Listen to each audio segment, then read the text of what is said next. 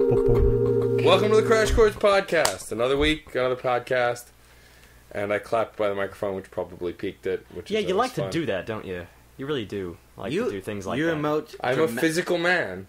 That's do not true. Things physically. You said that so without heart. It's kind of funny. He speaks with his hands. I am very physical. I can be very physical. He with speaks people. Italian. We'll just say. All right, which is weird because that. he's not any. Who speaks Italian? I You don't. speak. Yes, you do.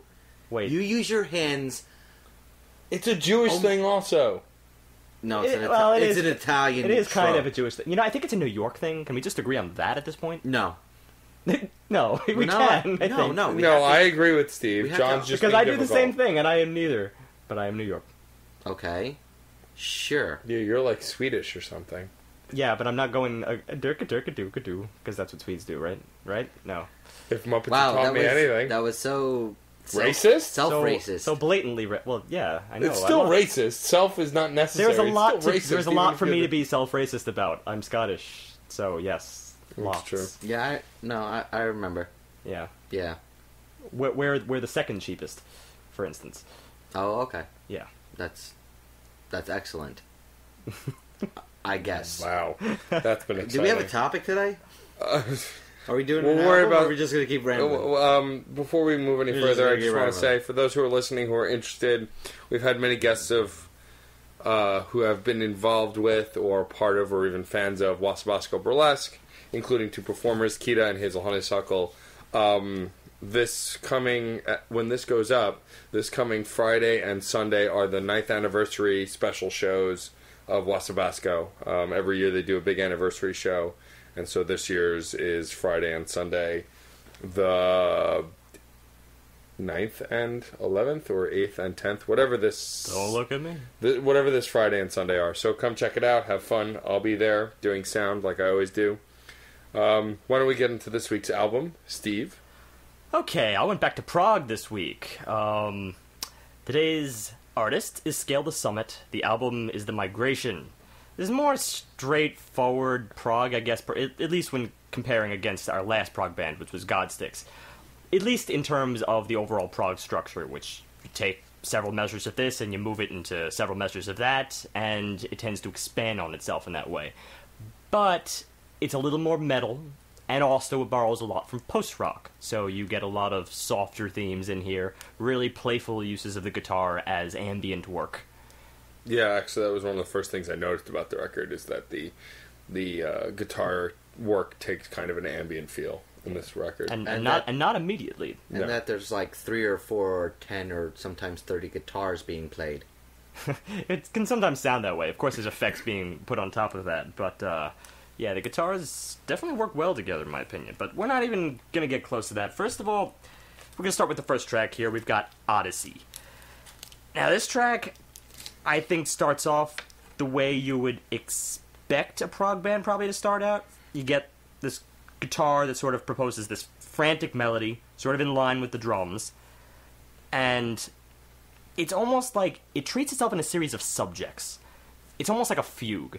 Like, we've definitely not done any classical in this album, but like a fugue will have like two figures, and they both play simultaneously, and each one is called a subject, and then you almost reinvent that, every few measures of show. And you do something similar here in Prague. It's classical in that way. I noticed that the subjects tended to be, or seem to be, a deeper, throatier guitar, more akin to what you would actually expect in metal, in some of the more darker black metal styles, compared to the high-pitched, frantic guitar work. It was almost like these were two individuals. I don't know if it was the same guitarist or not, but these were two roving individuals within the whole album, but especially within Odyssey. That's right. Even as of the next subject, we get these we get these two simultaneous things going on within an 8-measure segment. The guitars seem to split. One stays melodic, and the other goes all frantic. It's this frantic figuration that just stays beneath. And then the bass joins in, and that's another really prominent feature about this band. The bass just really stands out, which it does in a lot of prog, but I feel it's more highlighted here for some reason. When he steps in front, the virtuosity is just apparent immediately.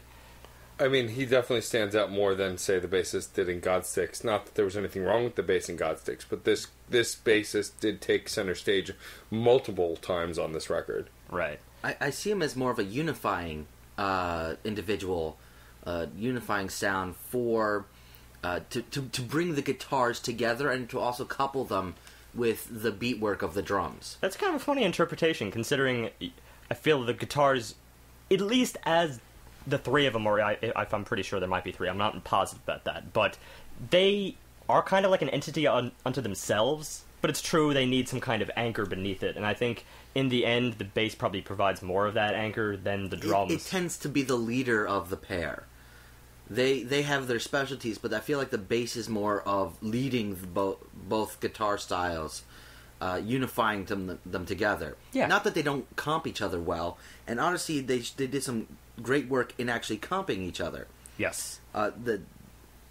For all the beauty that's in Odyssey, and Odyssey does have a lot of movements in them, I felt like the breakdowns, while beautiful, and they were very beautiful breakdowns in between each section, I felt like it kind of divorced the different sections a lot more than what we get later in the album. The connections between the two weren't as solid. We do get a little bit of divorce. I could see how you'd say that. And in fact, one occurs with a really, really jarring transition. At least I could see how it would be jarring. It's this ear-piercing screech that you get just maybe 32 measures into the song. You get this screech. It's almost like a harrowing bell toll. And then right after that, you get your full-on B section, which really starts playing around. That's when I think you get the full guitar solo. At least, it could be written out verbatim, I'm not entirely sure. But that's when they start playing around with all these other things. They start playing around with rhythm, you get this, 3 measures of 6 beats and 1 measure of 7 beats, and you keep going around this cycle. It's sort of punctuated, almost, with this guitar wailing at the same time. A lot going on here. It's that guitar wailing, that high energy associated with it. I think it was the fact that there was a lot of breathing. There was some high speed and low speed back and forth that I think broke up the song a little bit too much for me. The slowness, the slower parts, where the high guitars taking a back step, did a great job in breathing the song, but I feel like it lost a little bit of the cohesion. Well, it's funny you mentioned breathing, because there is a little bit in in this section B here. Once they go through that cycle of 6, 6, 6, 7, right? Then at the end of that, you get this closing motif that seems to wrap everything up like a period, and then they can begin the cycle again. So I feel like if you're listening closely, this section at least can become more apparent. But I do see how the sections can be divorced, especially when you're talking about the section after that. For one thing, once the section B starts getting really, really intense, you get the rumble beneath it starts getting more intense, everything starts building, then there's just this abrupt halt. And it goes into a post-rock melody, or if you could call it a melody at all, it's just this light figuration. It's like this ethereal, surreal, introspective, space-like theme. It's a combination. Completely separate. You got melodies and ambiences working alongside each other. Yeah. And it's not 100% here, but it is interesting to have those two working together. It caught me off guard, that's for sure. Yeah, but the ending, that you're talking about where it got to this... This is just the middle, actually. Oh, you're still in the middle. Because the ending had a very similar feel to the middle. It is, it's the same thing. It was kind of disjointed. And at first I didn't really like it, but then when it went into... and we're not getting there yet, but just with its connection to the next track, Atlas Novus... Right. It felt more connected to that, and I think in the long run that was its purpose. Both the centerpiece and the ending was to kind of relate this into the next track that we were going to get into. I agree 100%. It's the kind of thing that on a first listen you will be shocked, because you don't know that's coming. Yeah, so you just go, what the hell is this? Okay, that's... I mean, when I say jarring, we've had this many cases where you could say something's jarring, which seems to be negative, but usually will have a positive effect on me because I like that sound so much. We're using the term jarring as sudden, not as bad sudden. Yeah, Just which sudden. means we're probably using it incorrectly, but nevertheless, it's appropriate because, at least on the first listen, it could be bad. I could see this affecting some listeners It would negatively. throw someone off. I mean, I was kind of expecting anything from this record because my experience with Prog was fairly limited, other than the obvious answers to Prog. But whatchamacallit, Godsticks kind of opened my eyes with Prog, and it made me realize that Prog was more a style of composition, not a style of sound per se. Right, and that's the funny thing in comparing it to Godsticks, is that Godsticks really did keep the first chorus structure, even though they really stretched it, to their will. Right. The fact that they had a singer makes it so that you have to have some semblance of course. that. Whereas this is all we should say, because we haven't actually said this yet. There's no singing. This is completely instrumental. Completely there is no instrumental, and that's even they said themselves, because they don't have a singer, they can, they had the freedom to do that. To stay away from verse choruses. But you do get, you don't have verses and choruses, but in this track and in later tracks, the combination of high-speed franticness and lower, deeper tones and slowdowns and the breakdowns sort of simulates that verse-chorus nature. That's true. And it does keep the song flowing. That's another thing. We don't really get staleness in these songs, even though you may have something stated for 30 seconds.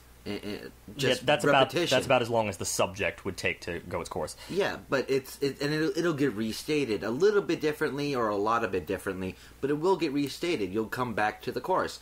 But in this case, because it's a duality between the speeds and the styles of the guitar, it does a great job of breaking up the album, but while keeping it connected. Right.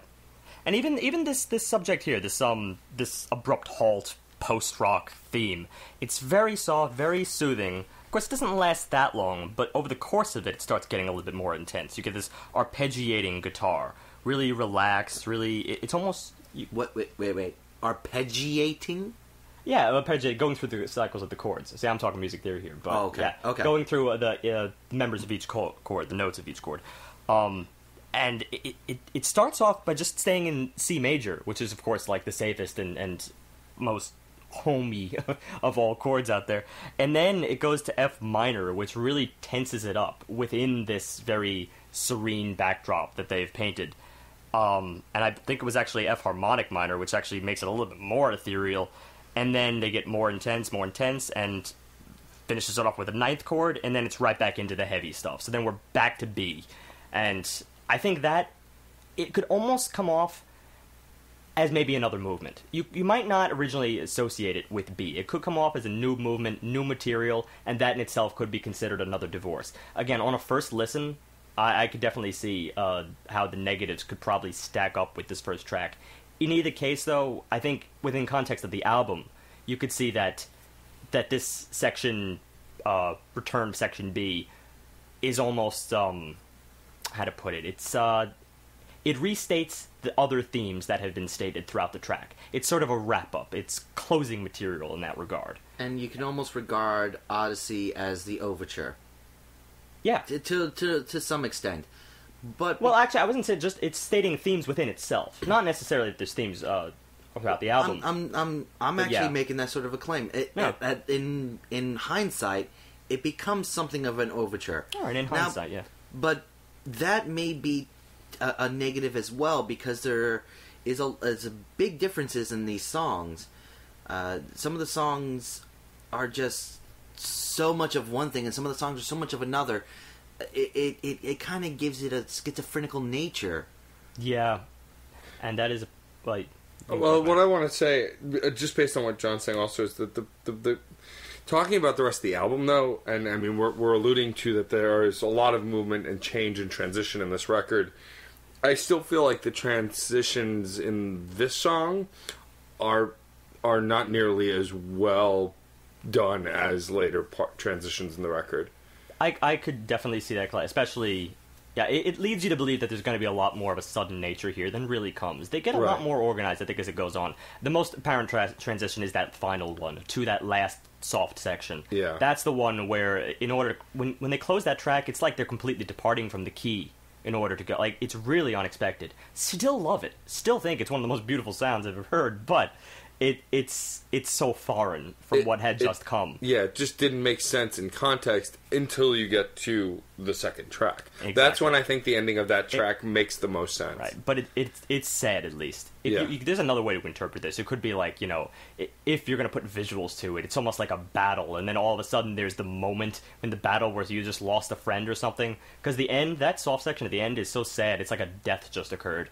I mean... cycle between the D major ninth, I think, to an F sharp minor ninth, it's really depressing, and it starts getting slower as it goes, like a heart is about to stop, and that brings us in to the second track, Atlas Novus.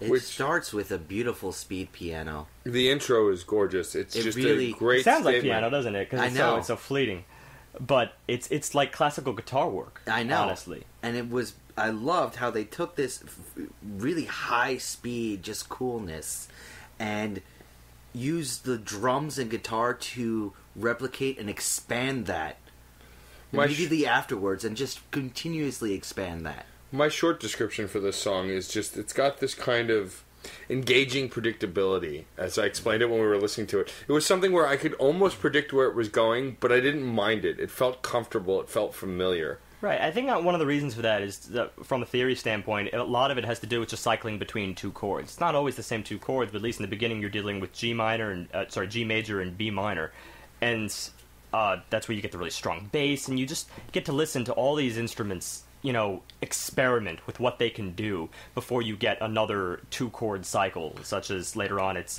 G major and E minor, and you just cycle through these two chords and experiment. And you really get a sense also in this track of the ambience of the guitar. The guitar work goes to another level in this track and really gives you that ambient feel. But it's not ambient in the sense that it's ignored and in the background. Just ambient. Atmospheric might be a better way to describe it. It's building this kind of scene work almost. An auxiliary component to the deep front that is the bass. Yeah, and that's the thing. The bass is definitely a front, but I will agree, because it's so ambient, it does kind of lack a melody. But I'm okay with that in this track. There is a melody to some extent, it's kind of accented, but it's hard to explain, because then again the melody is also absent at the same exact time. It's more like cycling through various figurations. That's really more what it's doing, and it accents them that you almost begin to accept them after a while as melodies. It's very strange. It's like ping-ponging things back and forth. Yeah, and we're having these different guitars working once again, though they tend to play on the higher range, so you're having a little more speed-oriented strumming and plucking. But the way that they're now complementing and, arguing. I could see that. There's definitely an argument going on. This is what that fugue-like situation you're talking about, where two lines are working against each other. And yet it's not complete. They keep going back and forth to playing in unison and then playing discordantly within the same measure, and it does a great job of pairing up with the lead bass. And it's beautiful. And throughout this whole thing, we haven't really talked about it yet, but the drums are really doing a great job of driving the track home. That's true. They don't stand out in the same way. People interpret the bass that way sometimes. That the bass, it drives the piece, but people don't really always think of it as like, I love that bass section. It's the unseen. No, there's no bass section doing that. That's the thing. In this case, the bass really does take the forefront. The drums are doing that. The drums are the unseen virtuosity. But this is not the first time I've heard a bass take the forefront. I mean, it depends on a band. I mean, obviously, there's a band I know that me, you, and you, Steve, are huge fans of, that where the bass has always been the forefront. That's Primus. Oh, and Primus does stuff with bass work. But that's the thing. Primus is a very special situation. Sure. A lot of these, I'm just like rule of thumb. The way a lot of people tend to think of bass, as they shouldn't, but it becomes very commonplace for the. It becomes the backbone of most rock bands. It's just there to kind of guide along the rest. Which does not mean it's not important. No, it's just that. It's the silent killer. It's doing very important things. Right. Yeah, just unseen, unheard. And in this case, the bass is truly just flowing. And it does this greater later on, but I really start hearing the controlling aspect of the bass. Right. It's not even just taking the lead, it is dictating the flow of the song. Yeah, it really... I gotta stick with what I said before. The bass is really written like a line in a fugue. It stands out. But the funny thing is that it almost stands out more than it would in a fugue. Because, of course, in a fugue, especially if you're playing it on a piano or a harpsichord, the both lines are going to blend together in tone, at least, because it's the same exact tone. It's the same timbre, it's the same instrument. But here it's working against other instruments, that is the guitars. And the guitars are so standoutish in terms of their tone, because they're pulling off this ambience again. And one thing very specific about this track, which I have to say is not present in the other tracks, it's the manner in which certain guitars, at least the lead guitar here, will perform a bend at the end of every single phrase, where he jumps up to this note and bends it down again, and repeats that over and over as if it's an echo, or as if it sounds like it's two guitars playing at the same time. It's really just one guitar, but it's such a surreal effect. I can't even begin to describe how that affected me the first time I heard it. And that's a really strong factor for this track right here. I think it elevates it to probably one of my favorites on the album. It's definitely a good track. I don't know if it's my favorite, but it's definitely not just good. It's a great track. It definitely is. It's definitely, for me, like, the first track I enjoyed, but I was like, well, if this is a taste of things to come, I'm not sure where I'd be. But this track really engaged me and brought me on board. And I was like, okay, let's see where this goes. It really pulled me into them as a band. I'm going to harken back to our podcast with Steam Powered Giraffe, where we kind of regarded the first track as an introduction to the band. The second track was an introduction to the album. And I feel like this song, these two songs, Odyssey and Atlas Novus, do the same sort of job. That's a very astute observation, actually. And I will, especially considering the busyness of the first track. And I will say this, and we use the words metal. We're going to use the words metal quite a bit, but this song, Atlas Novus, is, Stephen and I discussed it, post-rock in its inspiration, in its roots. Yeah. And it was a little bit different because I was not expecting it. Yeah, that's the thing. Genre-wise, this really is a post-rock track. We're moving away from the heavier stuff here. Most of this track is just very flowing, very soothing. It's like water. I had said that when I had heard it, and actually now I can think of the band, now that you said flowing in water, that it reminds me of... It's a loose impressionist observation, but it's appropriate. But it pulls me to Incubus. I could envision just the way that it flowed. I could picture Brandon Boyd's vocals, or hear Brandon Boyd's vocals over it. Because there's a song called Aqueous Transmissions by Incubus that's very flowing and very, very much similar to this style. And it's a very post-rock track. I will really, really back you up on that one. I agree. That's a great allusion right there. And so that's what led me to that kind of nu metal, kind of post-rock blend that I said I could hear lyrics over it, because it's where it pulled me. I follow, and I hear similarities too. At least in the post-rock community, I'm sure that some of this has been done before. The standoutish thing, the one that makes this a little bit, really glaring to me, is that effect, as I said. It's that altering the note where you're sort of shifting the harmonies that you're emphasizing, and doing that over the course of these short, minute, echoing phrases. I just think it's brilliant. And it creates a unifying fact throughout the entire album. It creates a theme within that song. Yeah, basically the theme that the guitars are the synth sometimes. They really function as the synth, that overlying ambience. So, with that, I think we're going to move on to track 3, The Olive Tree. So this song, in its beginnings, I really enjoyed the way the guitars were not following each other for a change. There was one guitar that was doing a heavy, standard kind of metal grind, with the second guitar layered underneath it doing a lot more finger picking, more detail work, which was great for the first minute or so.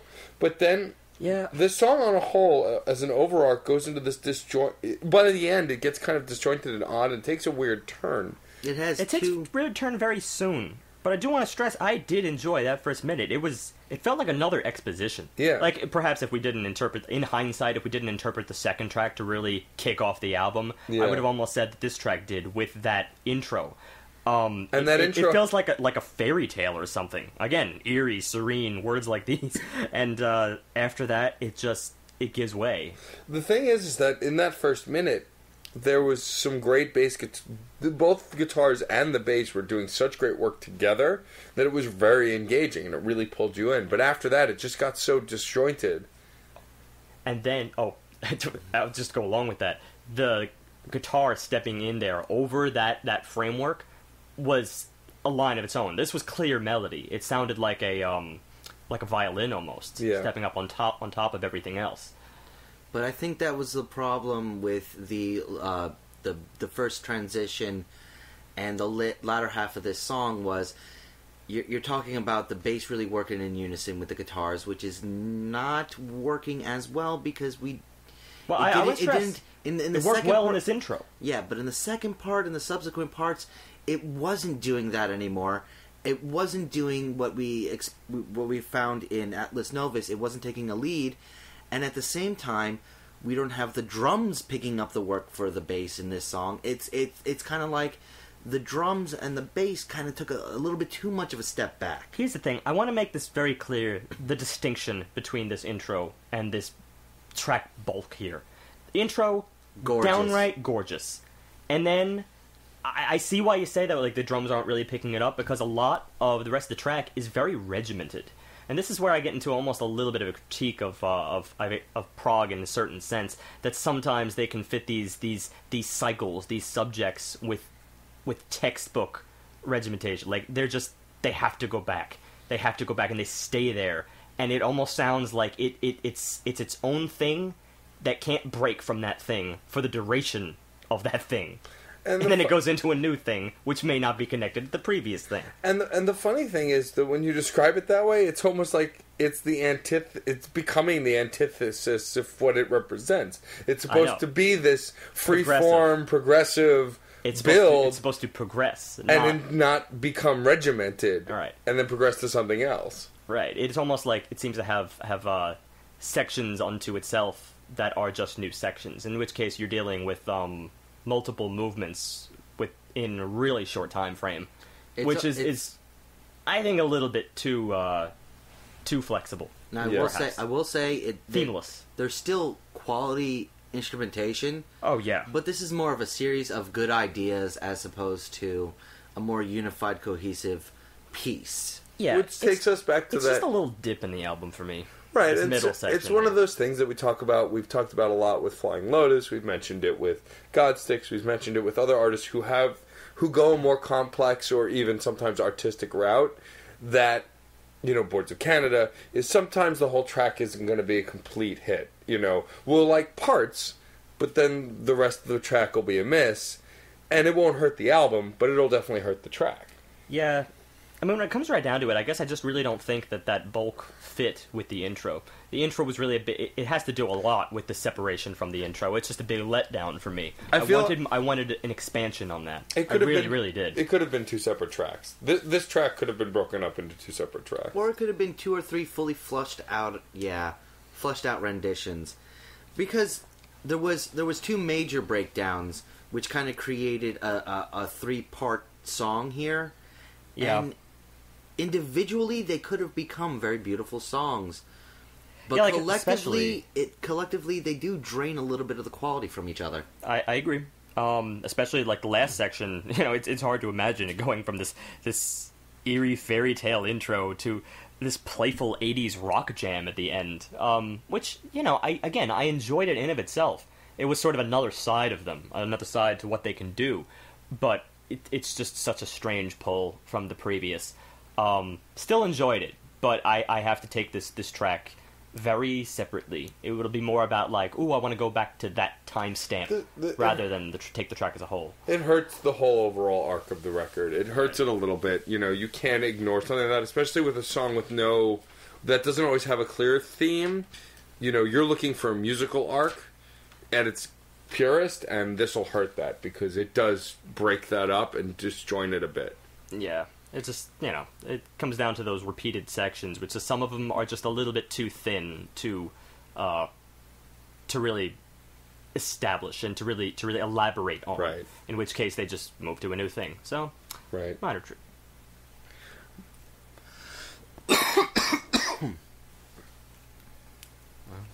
Now you can cut it out.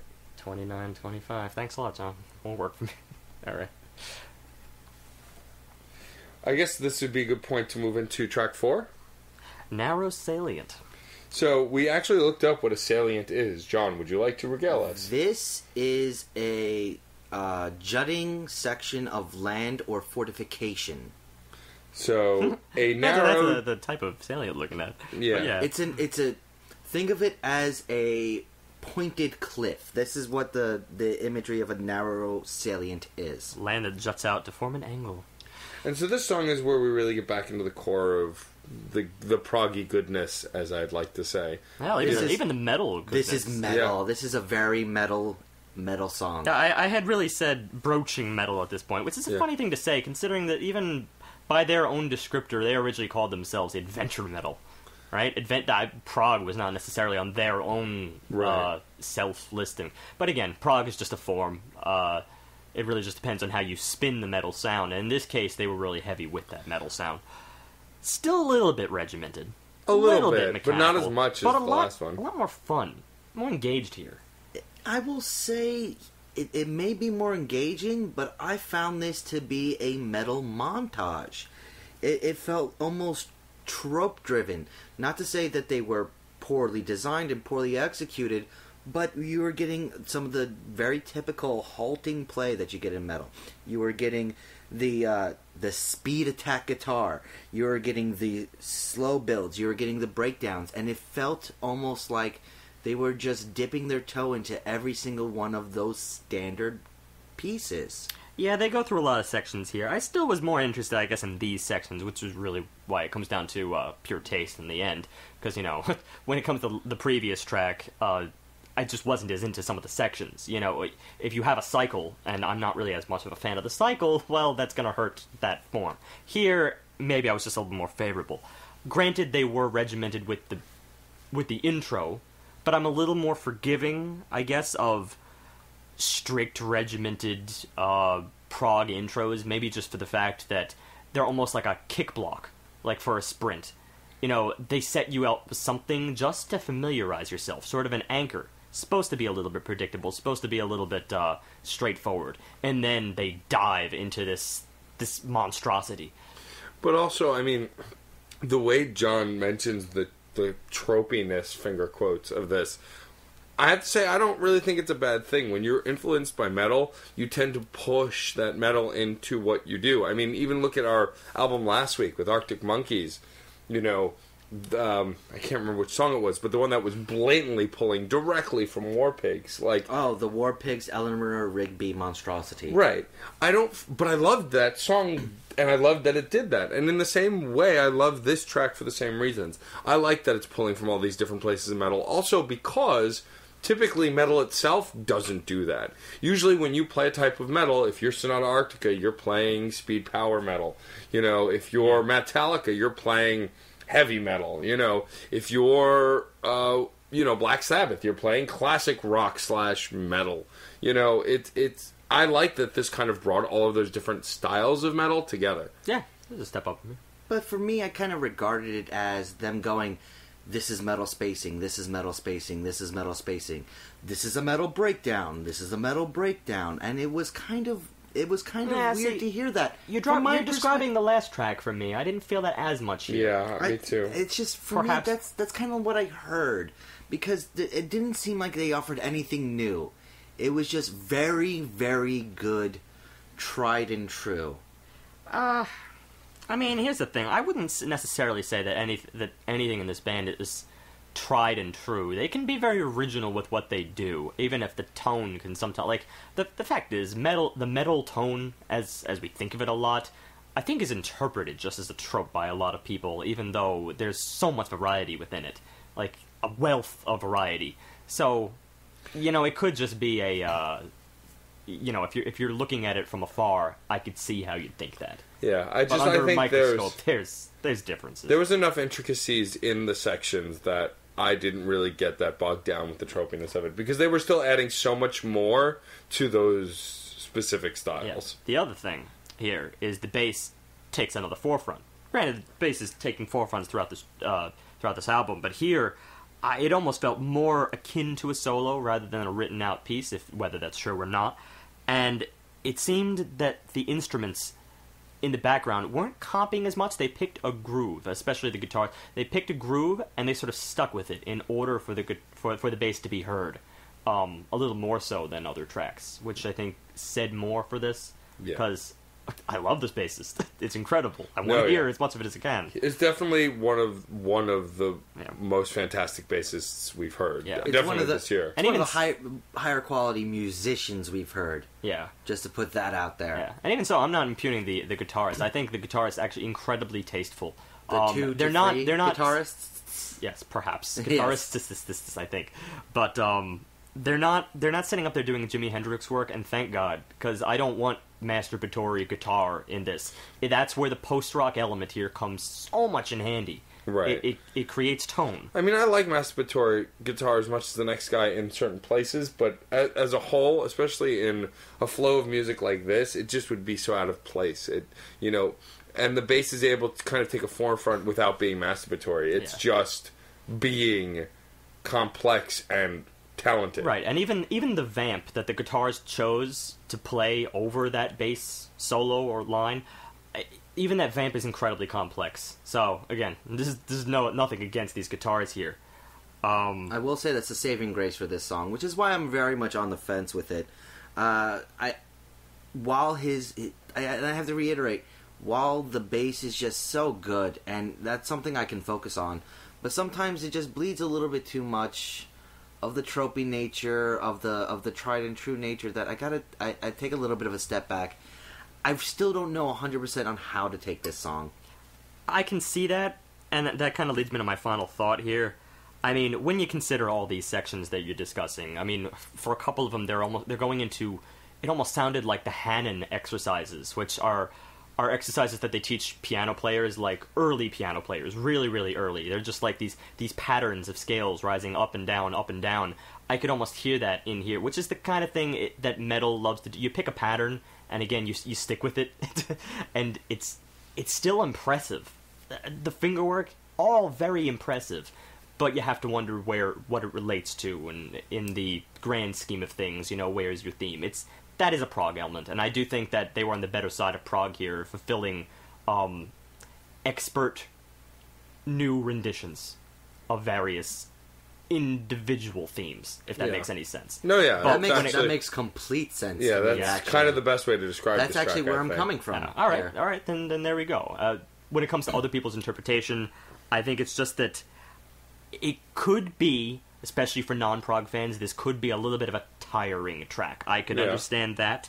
Maybe not a lore for non-prog fans, but for the ones who are, this is like an acid trip. Yeah. So and then going from this track to the next one, which is where, for me as someone who's still getting acquainted with prog, this is where I start to get the most engaged in the record. Like, I'd liked the stuff that came before, but track 5, Oracle, this is the one that hooks me. I mean, from the moment the song starts, it's gorgeous. It starts with a beautiful soundscaping introduction. This was like a prog love song at this point. I love the idea of this intro goes into black metal, or near black metal style of that same soundscape.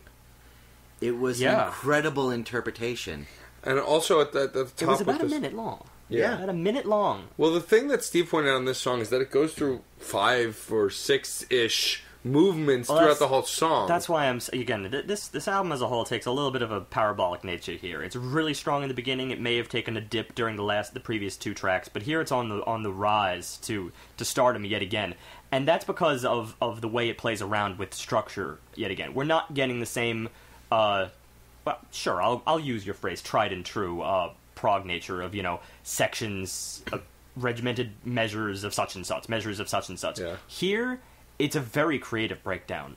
You're getting legitimate. I would call it A, B, C, D perhaps, and then back to B over the course of this track. You really need to break this down into full-on movements that are related, distinctly. And it really painted a picture. This is the first time the record really kind of starts to build a scene. More specifically, I called this song the hero's journey almost. It's just, you've got get this sense of a very loose story, and the song very much builds it. I mean, even later on towards the end, I think it was the C section that goes into this cheesy, almost 80s-ish sound, you said. I should step in here and say, we really mean peace. We don't mean song. Yeah. Can't be a song. It's hard at this point. No, yeah. But, But it's definitely giving track. you... This track is definitely giving you this kind of sense of story and adventure, for sure. This is where you see the adventure metal kind of sound. And I will definitely attest to that, because while we have a beautiful, expansive soundscaping that goes into a beautiful black metal soundscaping, which is a weird phrase to begin to utter, part C, when the bass, and this is really one of the best parts he does, when the bassist takes a controlling function and really reins in all the other instruments and becomes the, not dictator, but leader of this song and the hero of this story. It's one of the most amazing parts, and I love within this the C, the D, and the restatement of the B. Yep. It's him taking this firm grip and slowly letting out the other instruments.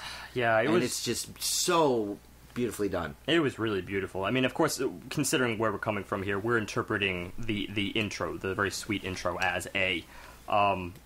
B, in both the first statement and the reprise at the end, it's full-blown metal. This is like a 40-meter dash of awesomeness. And I really love that transition that exists right there within B and C. I think that's really when the bass steps out, just like you said. And also, I think it featured some of the most inventive guitar melodies in this track. That's the other thing. You actually have melodies here. There's melodies interspersed, whereas you can't really say that in every other instance. I know it's kind of strange. Like, of course, everything really has a melody in a way, but it depends on how you think of it. Like, it doesn't have the same prominence as you get, for instance, in a actual song. Right. Here, Some songs are more melodic than others. Of course.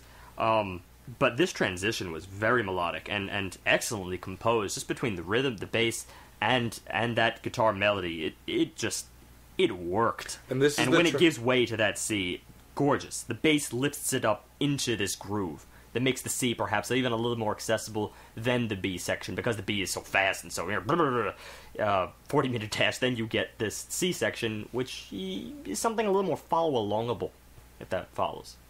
If you follow along with that. Yeah, there you go. And this is the song I was alluding to when we were talking in the beginning about how the transitions in the early part of the record were a little, not necessarily sloppier, but definitely more abrupt. This song is a testament to how good their transition work is. How they can change their sound on a dime. And still make it work within the track. Yeah. And this one also leaned a little more towards the post-rock again. Yes, it had the metal elements, but it definitely leaned towards the post-rock. It did, especially with the A. The B's are, I honestly will say, though, are full-blown metal. I mean, it's hard to really search for post-rock in that. But they function... This is probably the best mesh, I think, between all genres. It's, some of my other favorites have either settled in one or the other. This is really a showcase of all of them simultaneously. And it also shows that this band works best when everyone is playing in the same meter but completely different songs. There's one song later on where they really are just playing completely different songs that work well together. But here in Oracle, the bass is doing its thing. The guitars are rebelling against it, and they're rebelling in different ways. And it's that rebelling in the C section and the acceptance in the D section where they calm down a little but do expand, that you realize that these guitarists really are not even comping at this point. They were leading here, I think. They're leading, but they're not full-fledged leaders here. Well... They were playing different songs. They depends, really were. Because D, especially from a classical standpoint, D you really could consider closing material, where it's really trying to incorporate a lot of other things, and also going back to those figurations. For instance, they were playing around with arpeggiating out suspended chords, I think, which was Matt interpreted that section as almost like the hero standing atop the hilltop surveying the side. It was it was like wind blowing in the hair, ready to take on his adventure, and then the second B section, or even to me, well, I mean, you might have to have sometimes kind of an '80s mentality when you think about some of this stuff, but it works. But that B reprisal right after really solidified that. Well, we're off. This is the adventure. Let's go. Exactly. We've got a land to free or evil to conquer. And I don't think this B section is inaccessible metal. I think it's very, very fun for everyone. Oh yeah, it's definitely very accessible. Yeah. And honestly, it kind of. Even the 80s-ish one reminds me of an artist, Andrew W.K. He's well-known in the metal pantheon as happy metal or fun metal because most of his songs are very inspirational, very positive. And I could almost see him singing over something like this just because, his style of singing promotes adventure and positivity and happiness, which there's a lot of in this track. Yeah. That also has something to do with the fact that I think they modulated in the D section, so pushing this track along in that regard, tonally is always very important. So I think that takes us to Evergreen. So track 6, Evergreen, is okay. This song is we should say at this point, all of the tracks on this record are 5 minutes or longer. I think there's 4 minutes and some 4.5. Yeah. But all of them are somewhere between 4 and 5 minutes, or between 4 and 6 minutes. This song, Evergreen, is 1 minute and 41 seconds. I remember exactly how long it is. That's pretty important to note. This is all bass. And I think it's just the one guy, Mark Mitchell, and whether he's doing it in one shot, not sure. Whether he overlaid himself, not sure. Either way, the product is phenomenal. And it's such a breather when you compare this to the rest of the album. So this track might be one of the most emotionally impactful songs on the record.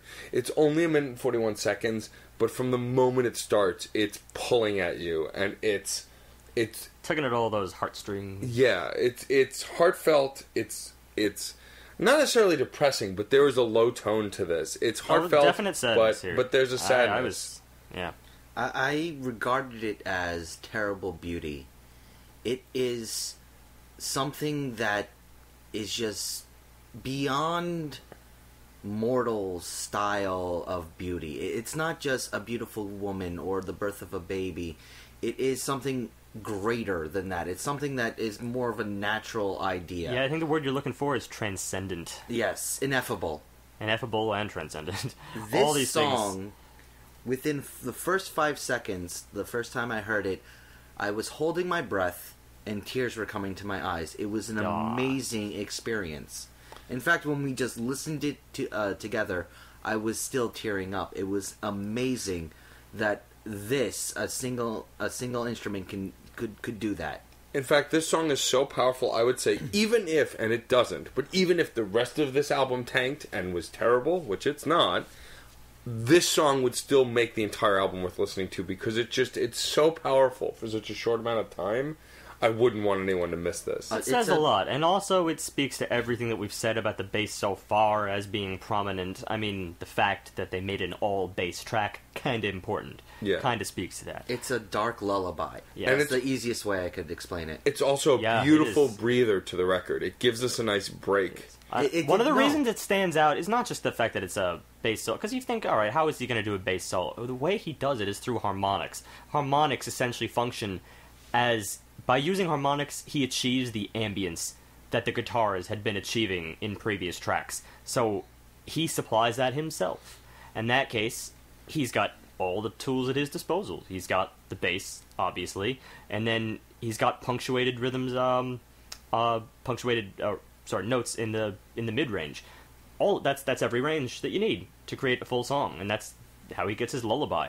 Combine that with a little bit of dissonance to make it not what I'd call a ditty, definitely more complex than that. To bring the dark, to bring the dark nature. element to the forefront. It's fascinating. This, I think, is minimalism at its best, especially amongst what we've looked at. This might be a top contender for best instrumental track of the year. It's definitely up there because it does so much with and instrument, and that's always impressive to me. There's a possibility this will end up being a contender for the most emotional track. Because, I mean, up until this point, one of our most emotional tracks of the year was Honeybee, and that's mostly in the lyric work and the harmonies. You know, the music is important, but it's mostly in the lyrics and the harmony. I have other emotional contenders, especially in Godsticks, for instance, and to be honest, I felt a similar tone. For instance, the closing track on Godsticks Envisaged Conundrum, I had almost the same kind of release feel that I had during this track here.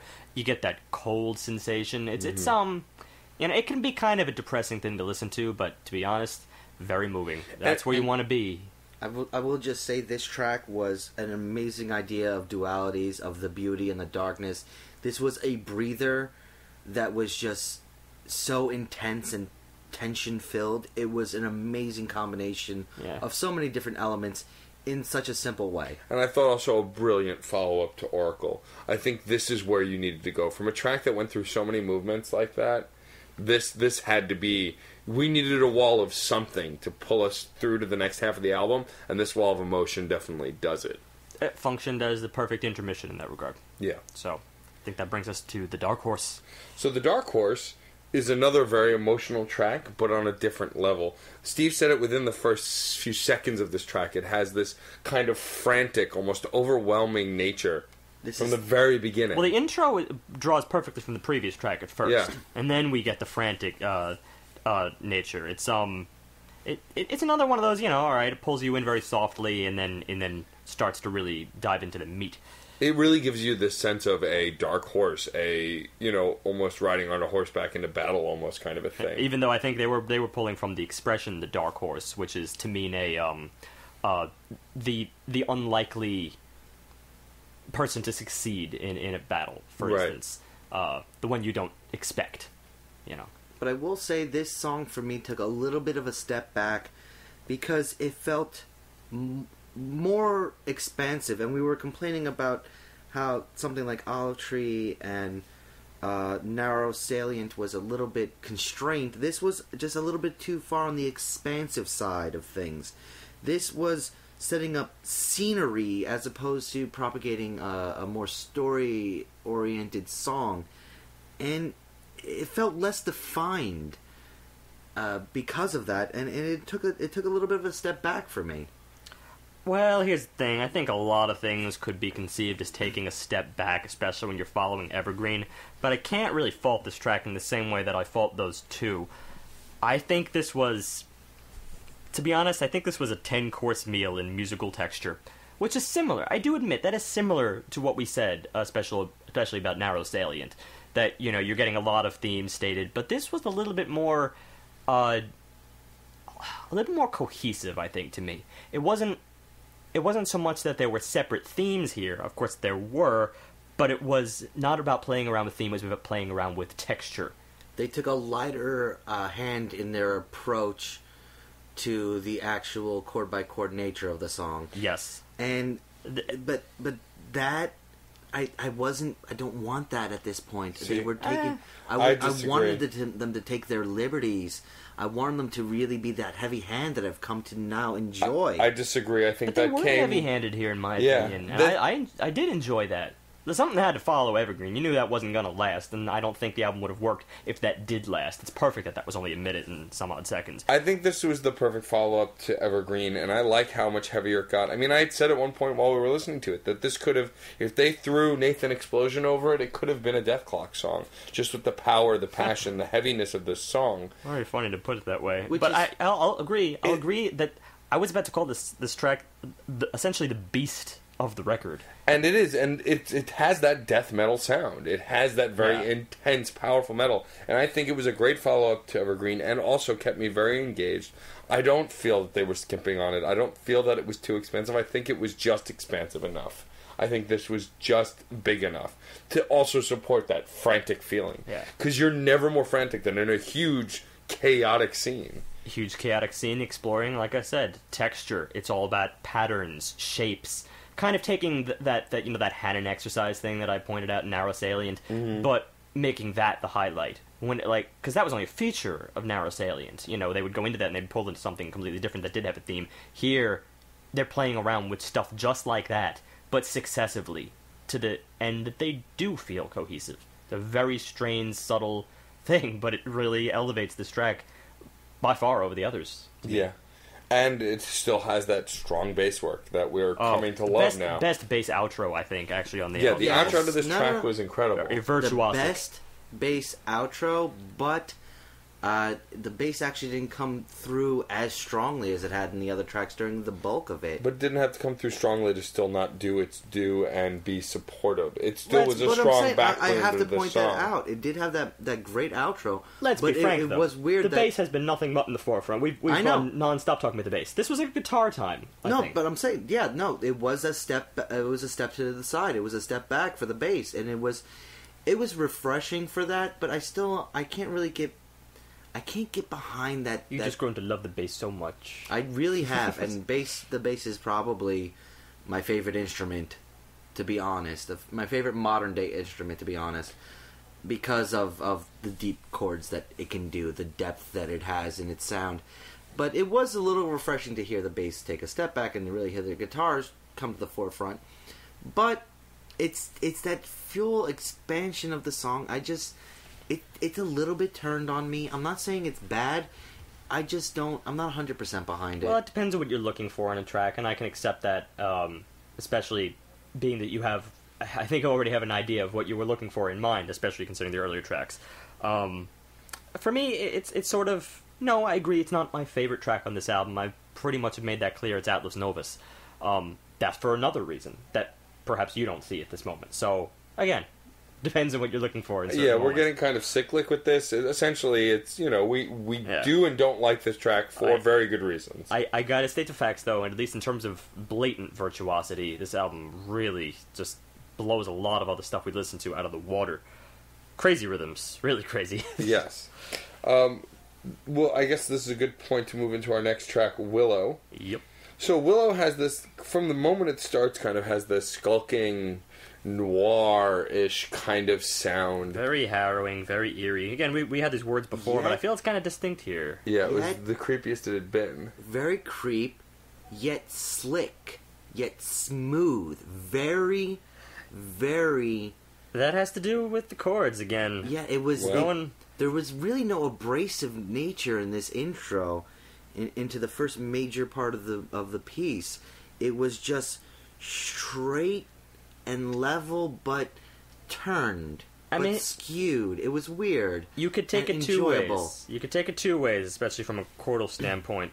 You start off with a nice, safe G minor, and then, again, we're working in 2 chord cycles. So your first is G minor, your second, we go to an augmented chord, which I don't think we really have gotten, especially in such prominence on this album before. Augmented chords are always kind of eerie. They don't have the blatant sadness of minor, and they're not as textbook eerie, perhaps, as a diminished chord. Augmented chords are very strange things. But taken the second way, you might not see it as an augmented chord. If you consider the E flat to be the bottom, then we're working with an E flat minor 7th chord, an E flat minor raised 7th chord, which is equally rare, and by some people it's termed the Alfred Hitchcock chord, which I think speaks to your noir idea. Which was something that, Steve had pointed out when we were listening to it, and it really kind of framed the song very perfectly. Yeah, and Alfred Hitchcock is always slick, so... Always, yes. There you are. And this had a single guitar playing in the first... After the intro, the first major section, that was truly just well accented by the bass piano. There was a piano? I'm trying to figure out if there was a piano. No, I don't think so. I think a lot of... This is a very... This band has exactly the instrumentation you'd think it would have, and it's amazing that they do as much as they do. It sounded tonally like a piano, though.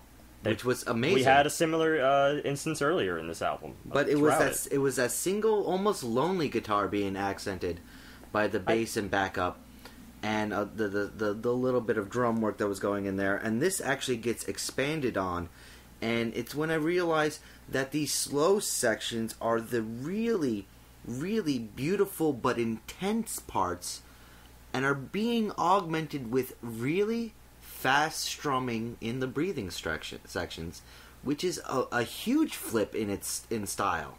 Yeah. But those breathing sections culminate so beautifully in the outro to the track. I mean, because they mix the fast and the slow towards the end. And it works so strongly. And this song also brings in my favorite note on the record, and in a long time, a simple 3-note progression that happens during the slower Somewhere part. toward the B or C section, I'm not entirely sure. But And he's talking about an E, E flat, B. Again, created just by the guitar that's almost using that echo or synth-like effect to create this almost string-like effect, actually. And when those Synth string, but really guitar. And when those notes happen, it's so emotionally impactful, which is the culmination of those slow parts. It's what they're going for. Yeah. To kind of pull you in, and then the way they mix it together in the second time they have the slow part, they start with the slow and then bring in the fast guitars with it as well, and give that kind of layered guitar feeling again, even if there is only one guitarist or more than one. And it still is coupled with just some dissident tonal work that in these slow downs that creates such high tension. It's amazing work, and I just got to reiterate, I cannot believe we got high energy speed guitar used to slow us down. Yeah, it's so refreshing to hear an idea like this. It's a strange animal, this one, because you're really, I think even more so than other instances of this, you're getting a huge mix of a lot of the various features that we've described so far. In some ways, this really is the culmination, I think, of the record. And it's also the culmination of the idea that the band is playing separate songs, that they're playing separate parts, that each of them has a specific role to do. It's almost as if you have an orchestral setup where the violins learn one thing, the horns learn another, the brass learns a third, and they play it together, but they're learning these things, they're designing these things almost within a vacuum unto themselves. I'm amazed that so many different ideas are coming together so well here. That's the thing, especially if you were just to take that and isolate it toward guitars itself, then it's bizarre, but also kind of frequent, especially for post-rock bands, because they use the guitar in a synth-like fashion to achieve texture here. And I won't be that strict here, because certainly the guitar does at many times throughout this take a lead. But when you look at, two, or if there's three of them, again, not sure, when you look at multiple guitars playing simultaneously, I've heard instances, especially in jazz bands, where you have three guitars playing at once, and it's a mess. They're competing for dominance, and it's just a downright mess, because they all want to be masturbatory. And that's the definition of what a mess is. So, yeah. That's true. Putting that over to this band, it's the exact opposite. I've rarely heard so much tastefulness with the guitar, and a lot of that has to do with the style that, to some extent, they invented. It's maybe not completely, but at least in its application, it sounds so original. It's a Rube Goldberg machine. A series of random ideas and random events that, when working in unison together, create a product at the end. Just random things coming together that aren't really so random, because one does lead to the next, that leads to the next, that at the end creates an end result of what you wanted. And for this case, they wanted a smooth creep, and they did it. In the words of Buckminster Fuller, the universe is merely an aggregate of non-simultaneous and only partially overlapping events. I'm trying to remember last time I read him. He invented the geodesic dome. Yes. Yeah, that guy. He was a real kook when he wasn't, inventing the geodesic dome. And then they did a Pauly Shore movie. Great guy. And moving on to track 9. Matt just walks away. I can't. You both flopped your science penises on the table, and I cannot compete. I'm sorry. Oh. Yeah. It's fine. We went to Esoterica right there. That's true. We did. Sabrosa is a 32-second track. So this was clearly just a very much an intro track for The Traveler, which is the follow-up after it. And John actually looked up what Sabrosa means. And it is so appropriately named. Sabrosa is Spanish for pleasant or tasty, as in a tidbit, as in this song. You're done. And That's you could not get any more straightforward from a chordal standpoint, this track. It's literally C major. Again, the same, we have a little bit of connectivity here. As an ambient sound, we have the same exact thing that we got way back in the Odyssey. You know, that very pleasant C major. It's there. That was in the first soft section. And then we go to its relative, A minor. And it's just like such a classic move, and we get that as what really serves as the intro to the final track on the album. Which is the Traveler. And it just cycles between those two chords, and it proceeds to do that in the real intro within the track, which is a ditty. So yeah, the intro to this track was bizarre. Yeah, it has that scratching sound of an old record player, and it has this ditty playing. When we were listening to it together, I audibly went, "What?" Like I was confused because you're going from that C major A minor ambient sound, and it gives way to the same two chords within this completely seemingly divorced, but again the tones tie it together. I don't even know how else to describe it than what you did. Yeah. It sounds like an old scratchy record. And then it goes into or like a demo probably tape. The rawest and most powerful they've sounded on the record. Yeah. And I will say this song I kind of divvied up a lot. I feel like this is an 8-part song.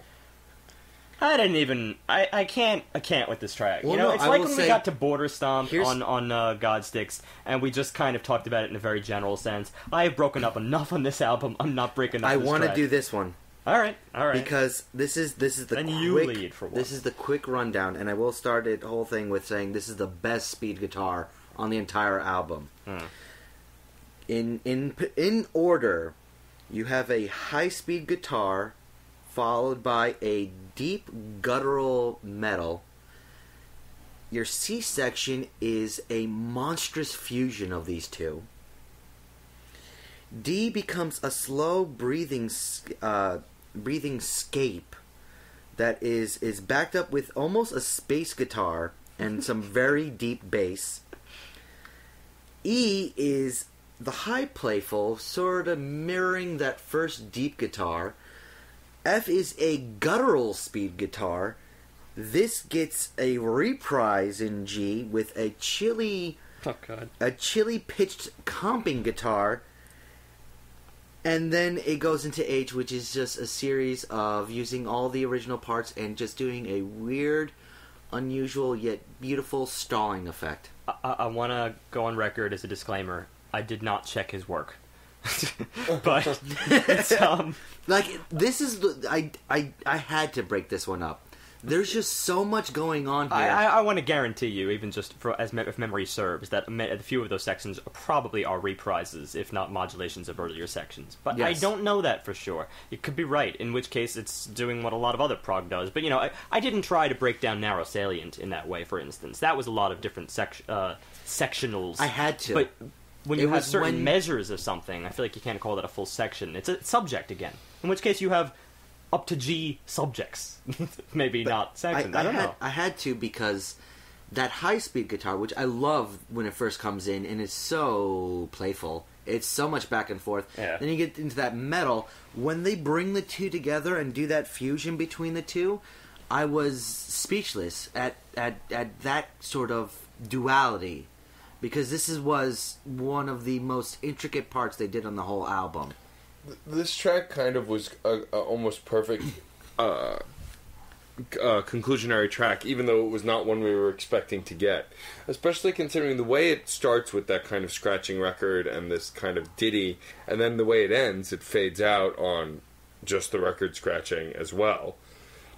It kind of is very, very much a wrap-up of and even in title, Odyssey, The Traveler, kind of this kind of wrapping together as far as naming goes. You use the only words you can here, the title names themselves. Yeah.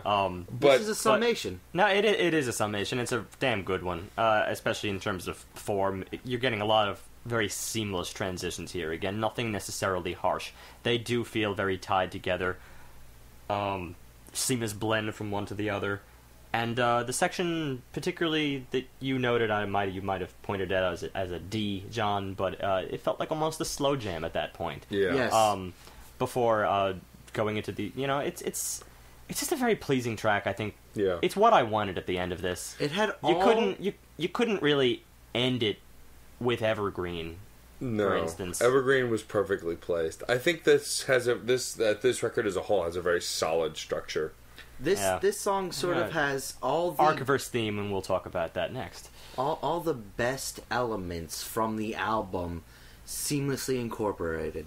It's not the best song, but it has all the best elements, and it's because I can't really consider it the best song because it's not one theme, one idea. It is the amalgamation of all the ideas. But it really does an amazing job of bringing them all together. Yeah, the guitar is sticking the high range, the bass prominent, and then you do get a reprise at the end. And I just, it's not anything I hone in on specifically, I guess, for this record, but it's great to behold. Want to wrap up? Yeah, sounds good, John. Why don't you get us started? Oh man, I still don't know what I'm doing here. Okay, it's not Godsticks. We'll do that straight up. It is not the same 4.9 5.0 of Godsticks. But it is an incredible record. It's not 100% either. That's the other thing. I do have a few issues with Olive Tree. I'm not fully behind Dark Horse or Narrow Salient. And Odyssey did have a disjointed nature, but in retrospect, it is a great opening piece. Atlas Novus is just cool when it boils down to it. It may be the definition of cool to me, of that post-rock vibe. And Oracle is just a great combination of metal with soundscaping. Willow is the summation of 5 different songs played at once. And Evergreen is a beautiful emotional journey. I really don't know where to put this, because individually these songs are really, really good, but in this case I really feel like the summation is definitely greater. And while we have one 5-star song, I don't know how many 4 stars we have here, so I'm hedging right now, trying to figure it out. Hedge away. It's not 5, it's not 4.9, it's not 4.8, but it's really better than a 4.5. It really is. The quality of the instrumentation on the worst parts is phenomenal.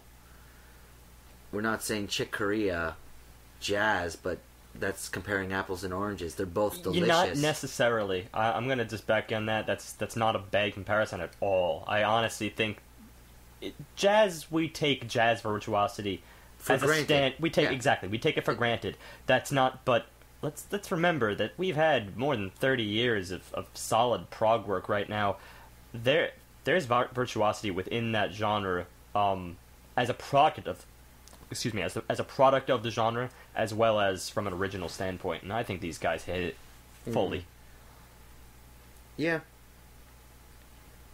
With the detractors, the few little detractors, I will put this at a 4.75. It really is an amazing piece as a whole. The issue I will say is this is going to be a hard thing for some people to get into. Because of a lot of complexity here.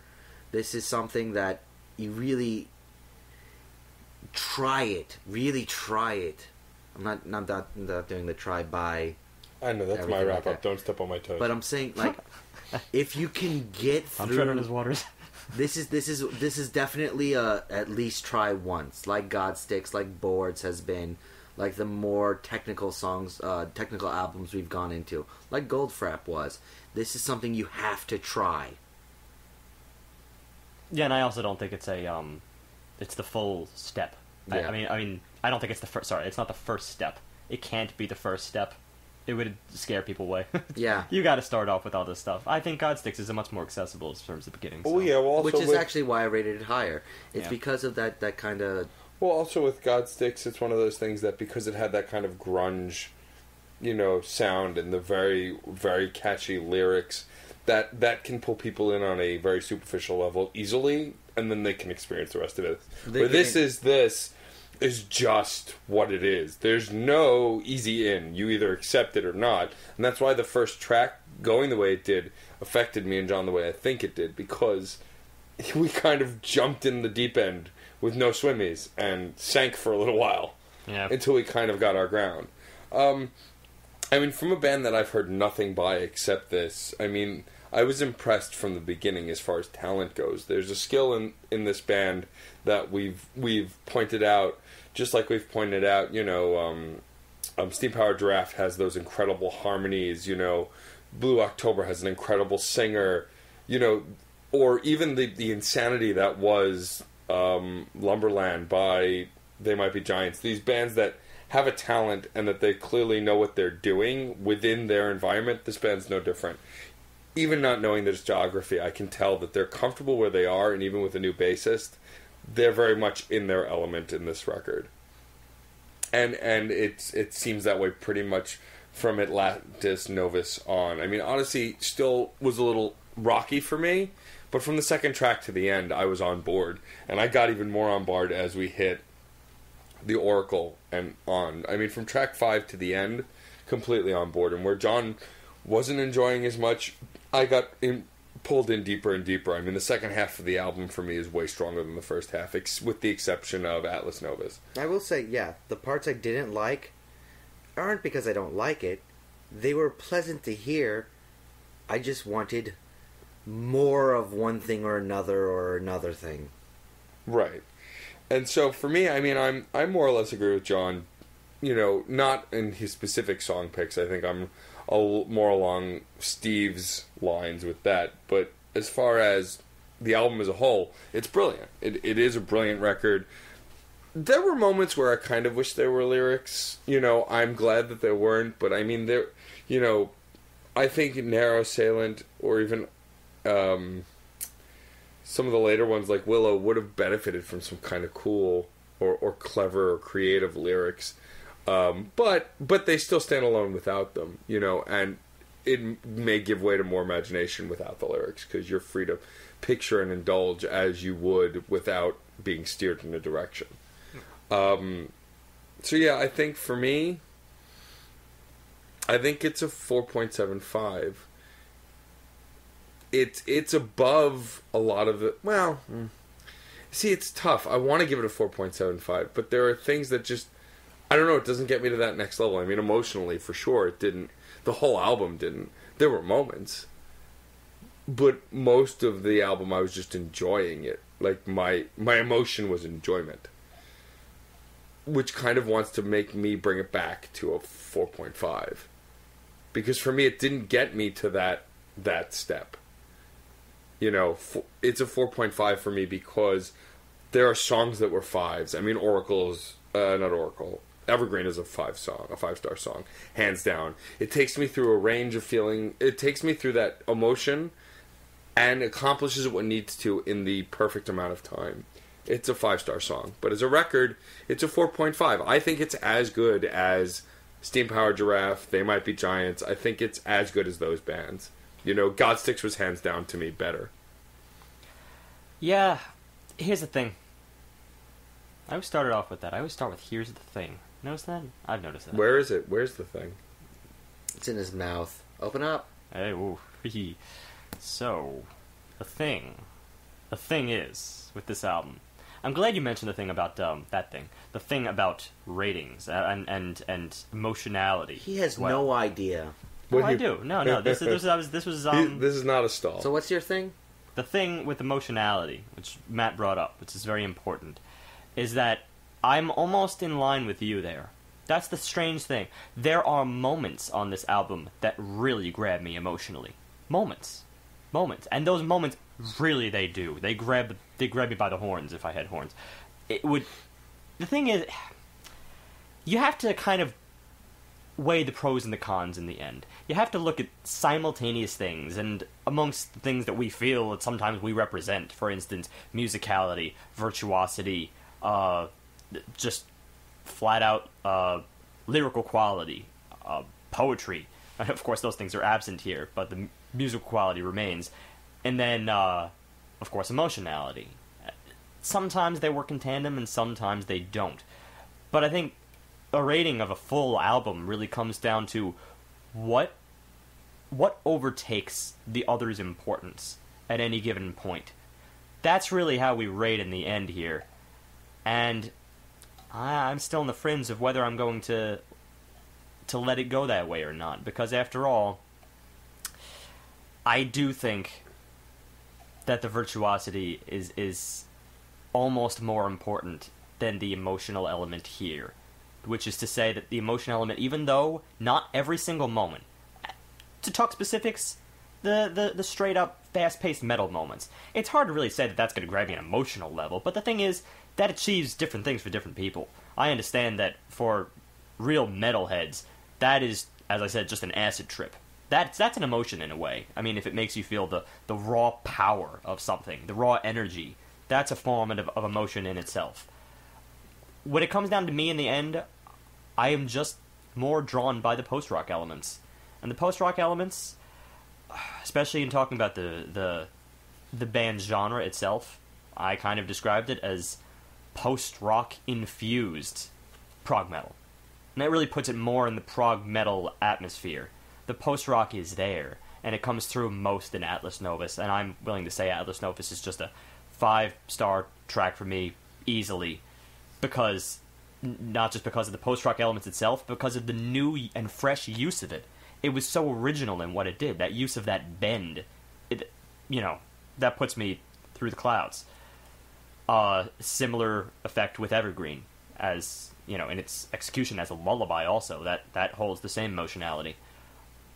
The rest, I really enjoy. I really, really enjoy, and I admire its technicality. From a musical standpoint, I could have a field day with this album. I did, kind of. And I will be having more of a field day as I get deeper into it into the future. So this is definitely a re-listen, absorb myself into. But when you compare it against what we just discussed, Godsticks as I guess our number one prog band, which was a hell of a prog band for me to bring on as the first prog band I introduced to you guys. The thing is, they incorporated the next element. They incorporated the it factor. The it factor that ties the album together and simultaneously brings emotionality into every single waking moment. It's phenomenal. That's the only reason that stands as my only 5 I've ever given. I have to accept the detractors here, the separators, the divorcees, in certain sections to section basis, and that does lower me to about where you guys are. I do think, though, virtuosity-wise, they probably possess more technicality than any other band we've looked at. I would put them on, perhaps only on the same caliber as Chick Corea himself.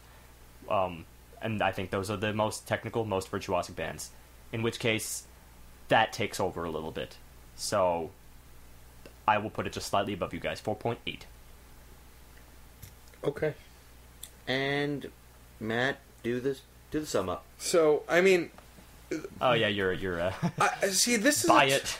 But this is tough. I mean, I know how. I kind of base the sum up, on other things that I've watched and indulged in. And, the idea of,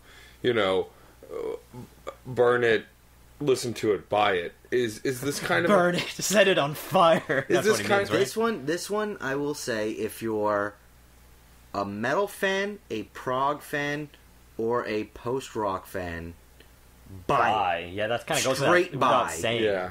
I think if you disdain pop, definitely listen. Within a circle, I see this hitting the 5 marker on so many regards. Yes. So for me, I'm looking at it from a very, very broad standpoint, and in the end, a personal standpoint. And we like to point out the specific fans, but the overall thing is definitely listen to this. Yeah. Yes. The overall rating, the simple rating is listen to it. It's definitely worth hearing.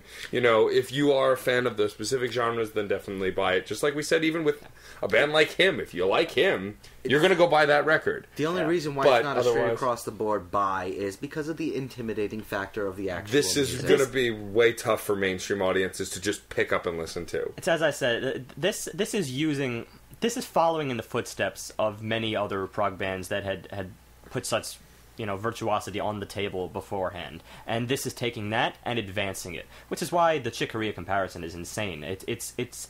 It's exactly akin to jazz in that regard. Jazz was always following on top of like the previous people and building on that and making things ever more complex and sometimes, to its fault, ever more inaccessible, which means you need to start from the beginning and work your way up. This is really kind of in that field. I love it, but I have experience with prog. I also want to put it out there, because I forgot to say it at the beginning, that this band was introduced to me by my good friend James Agnello, and I heard it in the car, and it's excellent to listen to there. Sadly, we're doing a lot of talking over it, but there are moments where you just have to shut up and focus. This is a deeply focusing kind of album. 4.8, all things considered, is a really, really, really high rating. Yeah, of when you course, average sure. that with your 4.75s, it'll be one of our highest yet. 4.5. I gave it a 4.75, 8. So that's about right. a 4.7 rating. Yeah. And for me to put anything over a 4.5, it's probably going to have some and magic to and it. considering the way we all described it, the ratings seem pretty apropos for our rating styles. I also just want to say at the top, or at the bottom of this album review as well, is this is the first record in a long time that's not featured on Spotify. I'm very thankful for what Steve's done with the website and the work he's done to add the Spotify app to make it easier for you guys to listen along. That was my idea. I've discovered it, but Steve really made it happen. And unfortunately, this week you can't do that. For whatever reason, it's not on Spotify. Should be on Spotify, and hopefully, they do change these things from time to time. So hopefully, I'll keep looking, and if at one point in the future it goes on Spotify, there. Otherwise, please do find it any way you see fit. I will say, I found at least 3 or 4 of the songs on YouTube. Oh yeah, there you go. Yeah, of course, sure. Oh, why am I kidding? I found a 6-minute... Bandcamp. Please go to Bandcamp. Yeah. Maybe I'll link that. I think I'll link that. You should link But that. I want to draw back a little bit. You got to follow along with us. This is the lead of course. This is the lead into our topic, but we're going to go back and say we didn't talk about technically 2 major elements with this album, and that's theme and arc. And these are words that we bandy about a lot. And this is also words that we kind of use synonymously that aren't. Yeah, we shouldn't necessarily use them synonymously. It's easy to see how that could play, because this goes back to how we think of an album. And we do tend to think of the album as a unit, however you take that. And we've discussed this before, how you could take an album to mean a compilation of tracks that follow a simple theme, such as the commonly used example, Beatles love tracks on early Beatles, right? Yeah. And of course, the polar opposite, the full-on concept album. These are things that follow distinct themes, and maybe arc is inherent sometimes within that, and then sometimes not. For instance, you can have a great theme, but when you look at it from the first moment of the first track, the last moment of the last, does it leave you with something that promotes that theme to a really elevated level? I look at it this way, and this is just my opinion of what the differences are. A theme is a unifying element throughout an album. Theme work would be the idea of a steampunk automaton in steam-powered giraffe. That's a straightforward theme. Exactly. You can look at it more subtly than that, but... Or the theme of various vocal frequencies we had in Boards of Canada. But an arc actually propels itself from point A to point B. Yeah, I think I want to hone in on that. It's more of the story. And for me, Boards of Canada had a very distinct arc from its theme work. This is episode 54, and we reviewed their album Tomorrow's Harvest, which was...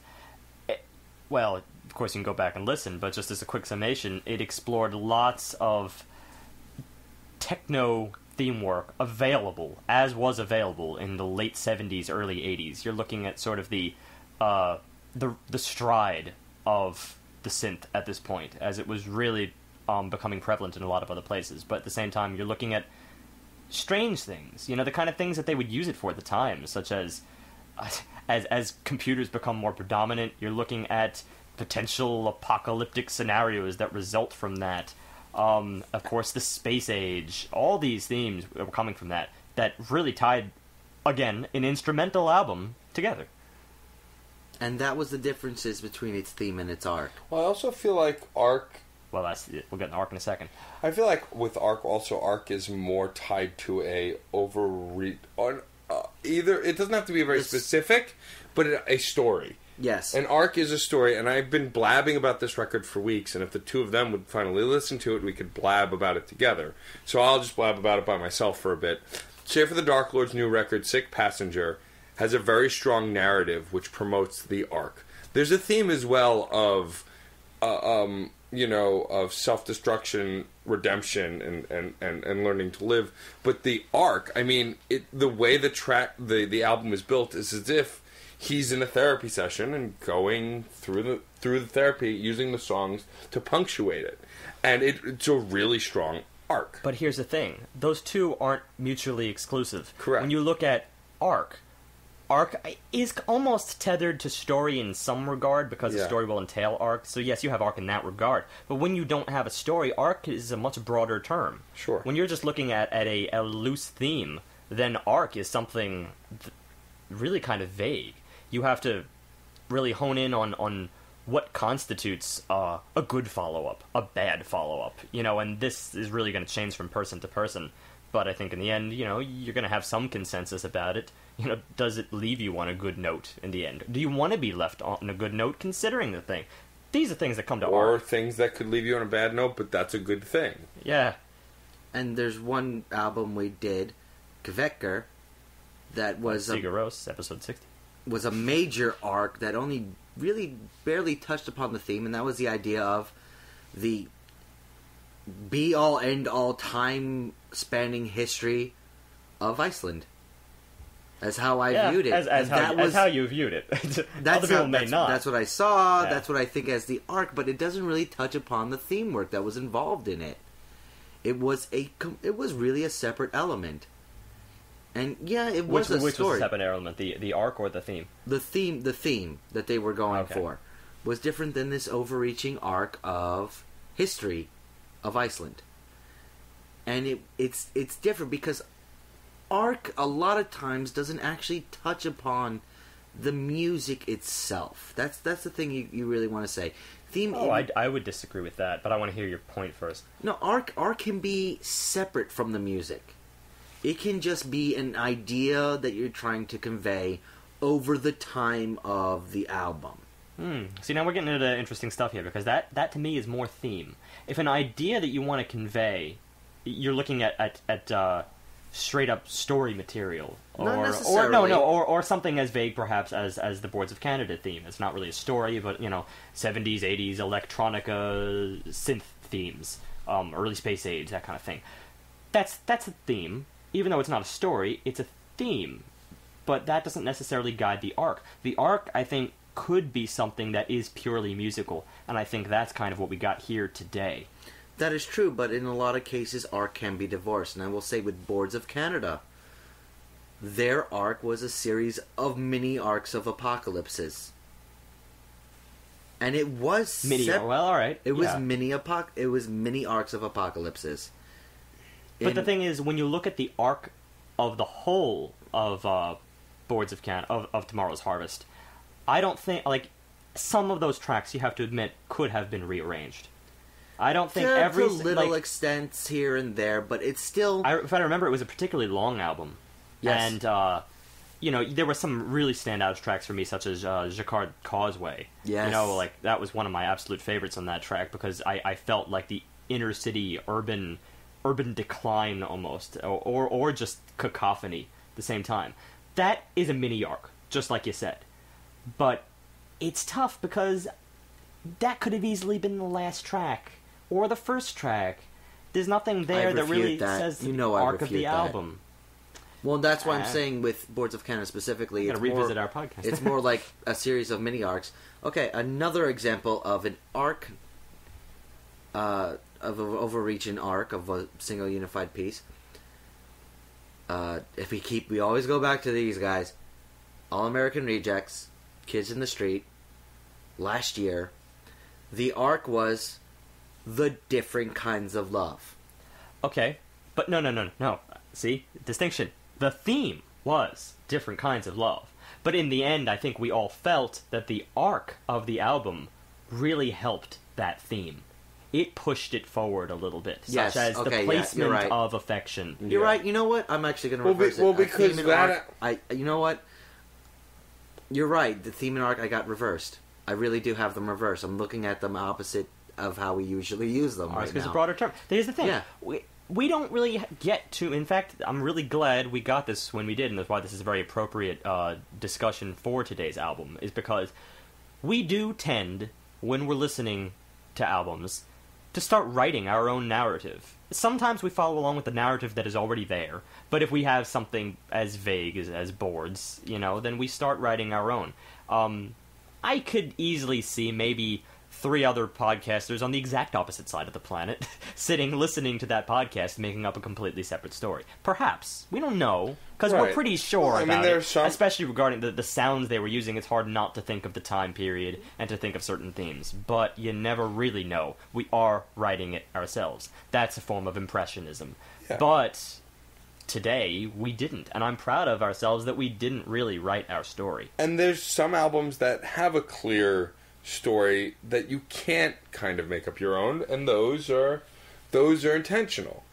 I want to bring up last week, Arctic Monkeys, which had 2 distinct ideas I found at the end of it. One is the idea of traveling through different styles of music throughout time, and the other one was the Night of Debauchery. What's the theme? What's the arc? Are they both themes? Are they both arcs? How would you define those? Either of you, because I really don't know right now. The Night of Debauchery. I mean, those are themes. Yeah. I think even I felt that last week, something could be a good intro, but I don't think it was one of the best arcs that I've ever heard. Yeah. It was a passable arc I think for the theme. No. For the themes that you mentioned. But again, that's the thing. Those themes, especially those themes. They're both themes, you're saying. Some of those as well, Yeah. just like boards, could be just as vague. Again, that's you're writing the narrative. Yeah. That's that impressionist philosophy of impressing your own idea on top of a piece. A piece can stand alone. Those kind of pieces can stand alone without that. Except for a track maybe like the Lou Reed track. Obviously the message was that music can heal all. Yeah. That was pretty apparent, but... But still, the song, even last week, even though, yes, you had that kind of loose theme of music going from the past to the present, I still feel like some of those tracks could have been rearranged, and it would have discounted that theory, but still might have supported your theme of the Night of Debauchery. I'm just saying, my ideas. Not necessarily that they're right or wrong, but my ideas were themes. Yes, they were not Yes. arcs. Okay. Because arc is more heavily dependent on track arrangement. And I think sometimes, especially considering Sigur Rós, Kveker, the arc is important in that impressionist factor. Where the arc, because of the arc, you begin writing your own theme. Right. Where, for instance, if the fire had appeared at the end or the middle, you might not have come up with an idea of the history of Iceland. The fire really has to come at the beginning for you to even have that theme, period. Right. Well, that's So just like... that's the connection, the close connection between the two, and that's the narrative. If you Yeah. have a story, then obviously Well, you have an arc. I mean, that's a theme and an arc where they're just married. So when you're talking about concept albums, that'd be really bad if No, they're yeah. separated. If you're writing your end at your beginning, unless you're pulling a whatchamacallit, Memento deal. Right. Well, again, that's why, like I said when I was talking about Sick Passenger, it's an arc because that album couldn't be in any other order. Between the skits and the tracks between each skit, it has to be in the order it was made because it's a concept album. Yeah, even going back to the 50th episode special, we talked a lot about, does a story have to be written a certain way? Of course it doesn't. So It depends on the kind of story you're trying to tell. Exactly. If you're trying to tell a straightforward narrative, it has to be in order. But if you want a narrative that resembles Memento, there's no reason you couldn't make a musical Memento and or make Eternal Sunshine or anything. Right, there are bizarre sequence of events that can still describe the same theme. It would be more difficult, but it's still And that definitely would still achievable. be a great arc. Absolutely. It's just, you have to feel it in the end. You have to feel that manner of telling the story really helps the theme in the end. Okay. That is giving me inspiration to do an electronic album that tries all that stuff and just starts causing people to spontaneously combust. All right, well, Like their heads on fire. I'm glad we're talking about this because, as I said, I love this topic of conversation particularly just because arc versus theme. When you don't have the narrative, and that's I think what I really want to focus on for the end here is when you lack the blatant narrative such as is present always in an instrumental, then what do you have? How do you define theme? Are you defining theme through arc, or does the arc just take on a theme of its own, and theme is in the eye of the beholder? I did see some theme work for today's album, and possibly a full-fledged arc. I'm still working on the ideas, but it's the idea of the post-rock elements being used as heavy emotional pieces to be broken up by the death metal elements, the black metal elements, and things like that. And I feel like there's something on the cusp of my tongue, and I might come back to you. It's looser. With You've had stronger ones. No, but I feel like there's something on the cusp that I'm going to find upon repetitive listening here, and I'll bring to the table at a later date. I just feel with this record, I'll see if I come up with something at the year end. You workshop it. Yeah, I'll workshop it. With today's record specifically, I mean, as far as art goes, I feel like there are certain tracks that are locked in the arc. The first, last, and middle tracks, Odyssey, Evergreen, and The Traveler, they're locked in place. They couldn't have been anywhere else on that record. I agree, especially even that the divorcing, sudden, jarring sections that you get in Odyssey, I think really work in the grand scheme of things. Because this album, it's as I said, and this was incorporated in my rating, it's not pretending to be, an introductory prog album or anything. It's not intending to be... This is prog... It's high art. This is not Prog 101. This is Prog, Advanced Prog, level 900. Yeah. This is, in old school times, they would call this high art, in which case... That shift you need to take in context of the rest of the album. It's shocking you up front. That is an important part of the arc. But saying what I had said about those tracks in those positions, there are other tracks within the album that I felt could have been almost anywhere. Perhaps. Then this becomes an album that proves the rule. There's no arc. There's not much of a theme. I can't say no arc. No, after what I just said, there is some arc. Matt just said we've clearly had better arcs, but this is very strong. There's no heavy defined arc. There's no heavy defined theme. Yet it's still a monstrosity of a quality piece. Oh, I feel like you're going back on yourself. No, really... Theme we'll put in the table. Theme is instrumental, so theme is interpretive. There. Theme is interpretive, but it being something that we really just don't care to have a theme. But how can you make that claim about arc?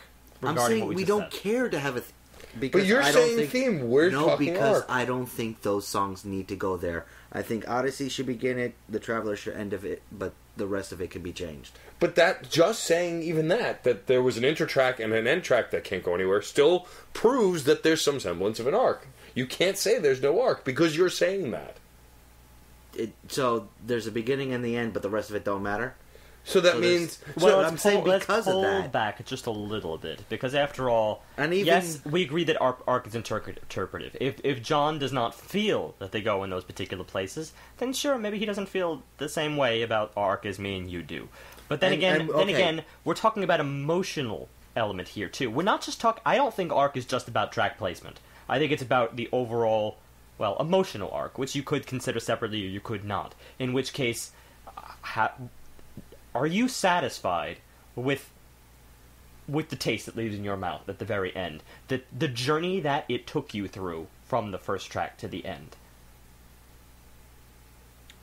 Yes, but I have issues with the journey. I do have issues with the journey. You have hiccups. I do. You have distinct hiccups. It does turn sour for me. Not just in quality, but in the actual placement. I don't know why they went this way when they went that way, and I agree with you. But to me, that's points off for the arc. But we've had worse, and we've had better. You can't say no arc. We've had very but few albums that have no arc. That's something I'm trying to correct, and you keep interrupting me, and I want to go back and say, go back. I made a mistake. I'm not saying that there's no theme, no arc, or anything like that. I shouldn't have said that. That's wrong. What I wanted to say was this was an album that proves the rule. We rate so heavily on theme and arc. Wow. And in this case, it became a non-entity for us looking at it. It really was not a deciding factor. There was just... I disagree there. Arc was important for me. It wasn't for me. It wasn't for me. At all. And you know I love arc. You know I love theme work. You know I love connectivity between them. So for your rating system, it's the album that proved the rule. It was the album that proved the rule. Okay. It was the one that said, at this point, I didn't even care it was that good. All right. Actually, That's no. That says a lot in its favor in that case. And after all, that's what I said. Even when we got to the end of our ratings, is that sometimes you have to look and see what overtakes, what category overtakes another category in terms of importance. Yes, and that's like I had said. Emotion took over for me, and there wasn't enough. And it was magic. It was magic. That said, let me just bring up one other thing. You want to talk albums that have no arc? At least where I'm coming from. Just 2 weeks ago, Everlast. Oh, well, it was a little more than 2 weeks because of our gaps. But episode 65. Everlast's The Life Acoustic, for me, was arcless to some extent. Well, yeah, well... That was... Because it was a compilation. But that's important. But it was not really... I mean, it wasn't advertised as a compilation. It didn't have the big, bold stamp words compilation on the front of the album. No, of course, but, I mean, the only compilations that do have that are greatest hits. Everything else... There are compilation albums that function as a compilation that don't have an arc. Yeah, but at the same time, this kind of did hurt it a little bit for me. But that's specific to that album, yes. It's specific to that album, and it's specific to me in the end. Right. And to some extent, the only real theme work was acoustic. Well, no, we had a couple of other things for theme. For instance, the idea of I guess being middle-aged and looking back on sort of forlorn love experiences. There was a little bit of that. Struggle. And also observation.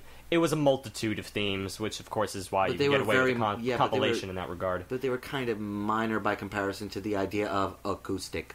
They're sparse. Yeah, they're light dollops. But see, that's also Exactly. that's another example of how, for me, that lack of theme and arc. Oh no, there was theme. Lack of arc. Lack of arc. The lack of arc didn't matter to me as much, whereas it did heavily impact both of you. Yeah. And I think that's the rule that John's trying to prove, is that theme and arc won't always matter. It won't always matter, but just as I said back to the category thing, when one It's category what overtakes matters another. most The reason in that I rated moment. that low was because there was, like, when you really consider that against the other things I was looking for, I wasn't seeing much of what I was looking for. I was scrounging for within the categories. Right. But Hide the Kitchen Knives was so much the opposite direction, and that's the straight up narrative. But interesting, especially considering we had the theme for Hide the Kitchen Knives, Paper Chase, episode 29. Really getting good with this reference thing. But especially considering we had the theme for that. We had the straight up theme. We were even told by our guest Wall Street Players that it was about the wrath of a man against his wife and the desire to perhaps kill her. Again, hide the kitchen knives. Yeah. So it was pretty apparent, that wrath. But even so, you could have done that in any order, perhaps. But not that album. You could have. The theme. Take the album away for a second and just consider that theme.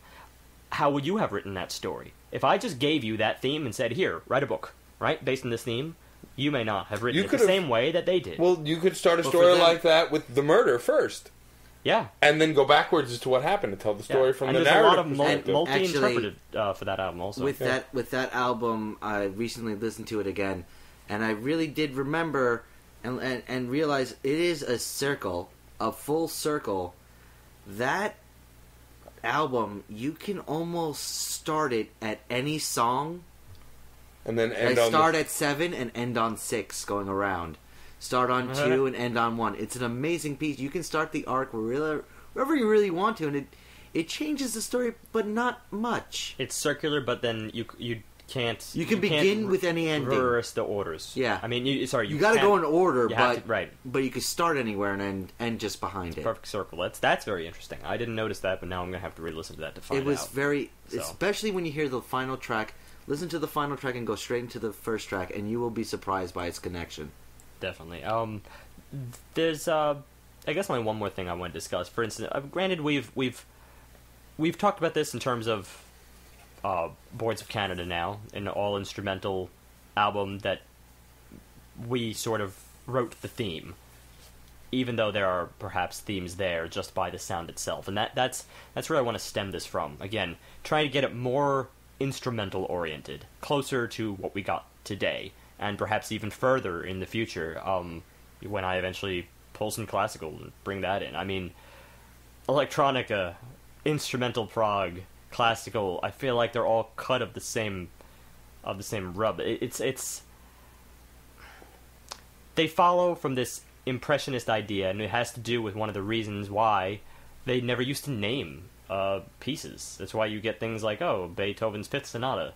Didn't need any naming. Movement 1, Movement 2, yeah. Some things are named, and the Napoleonic Symphony, okay, yeah, he wrote that for Napoleon. That's loose. That's almost like a tribute, and then he scratched the name out when he didn't like Napoleon anymore, because he went on invading people.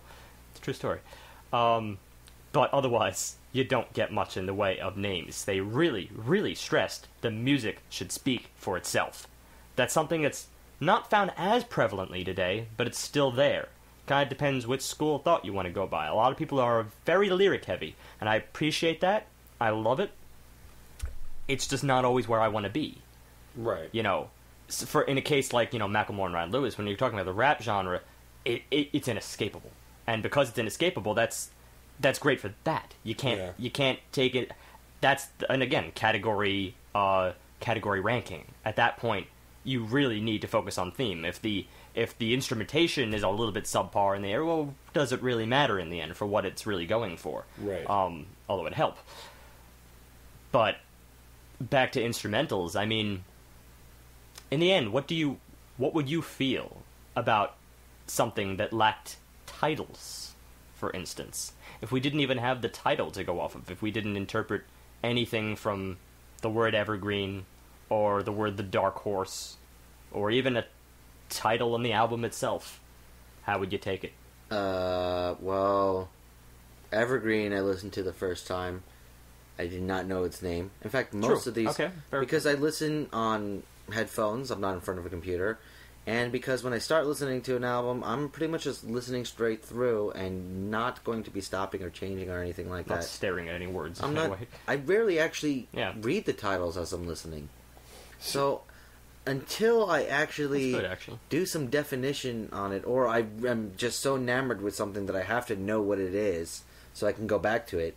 Like when I was done with Evergreen and Catching My Breath, I read the title and was like, Evergreen, okay, I'll remember that. And that's what I needed to do so that I can go, let me just listen to this because I want to feels. Or let me listen to this because it was hysterical. But for the first go, I never read anything. I try not to. That's respectable. See, for me, it's interesting that you bring up the track names, and this is a good place to kind of wrap up the podcast. But on my side of it, at least, I've always wanted to know the track names whenever I listen to something track by track for memorization purposes. It had literally nothing else to do with anything other than I'm listening to a new record, I like it, I want to be able to refer to something by name. And that comes from my encyclopedic knowledge of music. The reason I can quote artist and song when I hear something on the radio in a department store is because I've spent my life, every time I bought an album, oh, this is that track. Okay, that's over. Oh, now this is that track. It's had little to do with wanting to know the arc. I only kind of got that clear vision, or at least if it was unintentional. So for me, you're a track man. I like the tracks having titles. However, still, if the music's strong enough, and I believe this, it'll speak for itself. I don't need a track. I'll create my own if I want to. I mean, look at it. Here's a great example, and Steve will understand this one. John a little, but Steve definitely will. Reggie Watts. Reggie Watts is a comedian and musician who improvises 90% of his music. In those songs, he has lyrics that he comes up with on the spot, and certain beats he comes up with on the spot. People will come up to him after, like, at future shows and say, hey, I love your song, Handbag Song. And Richie Watts in his head will go, what the F is Handbag Song? Because he doesn't have titles for these tracks, but people create their own. He's a funny one just because he's improvisational. It's almost a little separate in that regard, but I see your point. The point I'm trying to make is still music will, in the mind of the listener, allow you to create what you're looking for. Agreed. Okay, Steve, did you bring this up because you read the Wikipedia page of Scale the Summit and realized that they actually write their music? This is what they do. This is what they were quoted doing. They write their music, produce their music, listen to it in the studio, and then come up with their titles. They actually have to get the completed product before they start titling it. I did not bring it up for that. I brought it up that's because exactly... it was a question I wanted to know about how you feel about that kind of thing. I'll I'll tell you my opinions on it in a second, but that's fascinating. And to be honest, I mean, as an aspiring musician, I kind of work the same way. Titles are very big afterthoughts. They really have to be what I feel based on the music once I listen to it. They specifically say that. It's like, yeah, we finish something and we look at it and we just listen to it and we let it speak to us and tell us what it is. I admire that. Mm-hmm. I admire that. It's very fascinating. Yeah, no, it was just something I wanted to put out there. I definitely come from the standpoint that the music does and should speak for itself. I've often been drawn in by classical pieces where I really know nothing about it going in. Absolutely nothing. What is Sonata Number 5, Opus blah blah blah tell me about a piece? Right. All I know is the composer and how eccentric he is, or isn't. But that's all I would know. And I've been so pleasantly surprised. But I know people who can't do it. But just remember, every once in a while you do see the title of a song, and that can catch you. Every once in a while you will see something.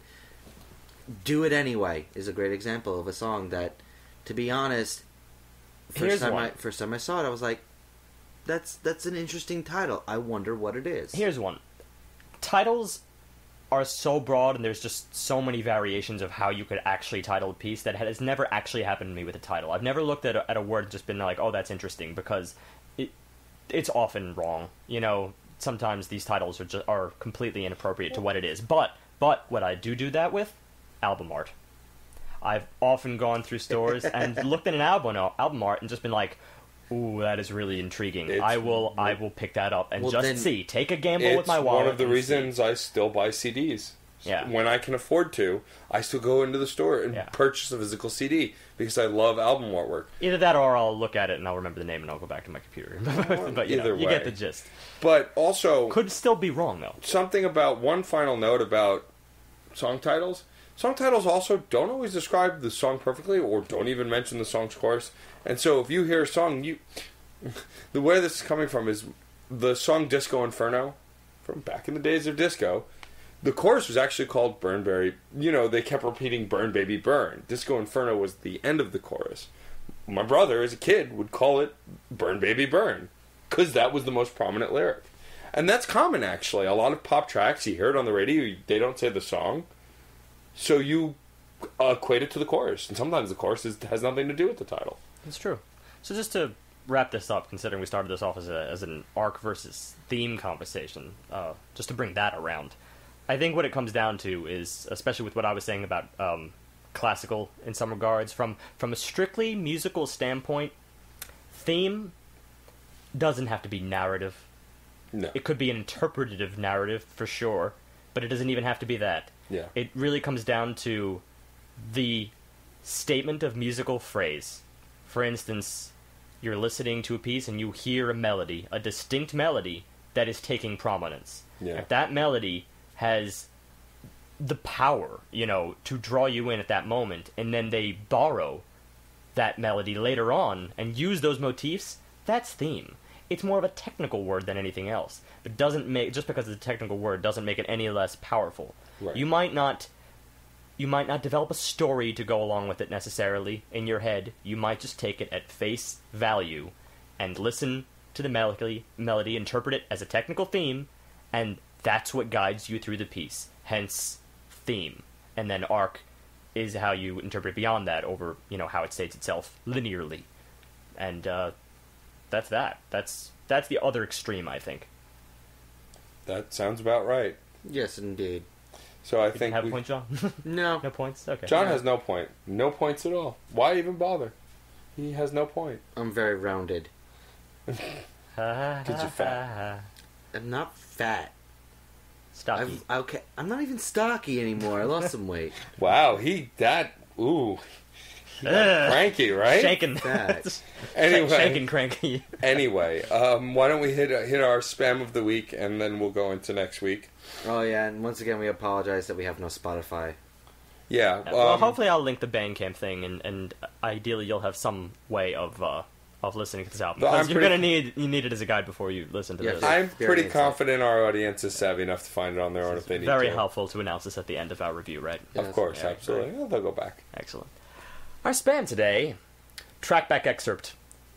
Strong, trackback, strong. There you will find 74,901 more infos. Bye. Trackback. Okay.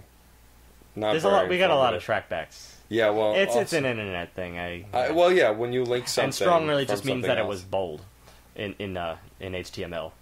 Trackback was bold, but Bracket I'm, B bracket exactly words. slash Bracket word, slash close B bracket. bracket. Stop the brack. I need more bracket from you. I was, however, more interested in the 74,901 more infos. That's curious to me. That there's so kind of many general. infos. All the infos. All the I have to say- infos. I Well, have no, to not say- all. It's a very finite number. As Not far- 902. As far as numbers go, it's better than the one that they use in Rent for the minutes in a year. Oh yeah, that number. So Yeah, it has a rhythmic cadence to it, but I choose not to remember. Of course. Overplayed song of the decade. Next week's album 2 decades. pick is my 13 choice. Oh jeez. Continue, Matt. You were saying? Yes, it's I believe the third studio album. Of course, I'll check that fact by next week when we actually do the album review. But I believe it's the third studio album release of a band called Hello Goodbye. One word. They are I believe it's just the one guy. He does a production work very techno, synth based. It's not techno in the style of techno club. It's more just it's technology. He does a lot of synth and keyboard work, guitar and ukulele work even. The new single is called "Everything Is Debatable." The album is of the same name. Wait. Everything is debatable. Well, I like Wait. that. Okay. I mean, given our conversation today, I really like that title. Okay. Here's the question. What's the genre though? You haven't said a genre. You said it's techno, synth. They're very indie in style as far as they're kind of rock-ish, but it's a lot of A little fusion oriented of rock. Yeah. Pop. yeah. It's Who definitely knows? They're There would be jazz, country, bluesy. It's not. Funk. We've had crazier. The main reason I picked it is because A, I know neither of you have heard them, and that's always fun. But also B, they're kind of tough to describe. Well, And none of you heard Skeleton Summit today. I think Right. that's actually been where we've been at for the last Couple however, months, yeah, at least. But always the, like- introducing each other. but the big reason I picked this one was because they're hard to describe, and so I'll be interested to describe them next week because they're difficult to describe. Hard for you. Hello, goodbye. Is that a reference to the Beatles?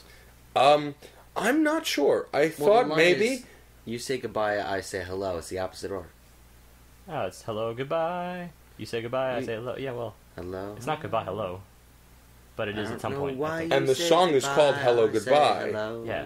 So So- I'm right, Hello, John. hello. Yeah, but it's not. But really the a song reference. title is called Hello Goodbye. I don't think so. Pretty sure it is. He's just going against. I'm trying the to- song. It is. It is. Anyway, I'm trying to. we're remember gonna now. we're gonna wrap up now because I've had enough of John for one night. So Oh, that's be quiet. so that's our album We had for a next great week. discussion. That's our album for next week, and that's it. So on that wonderful note, music is life, and life is good. You're so mean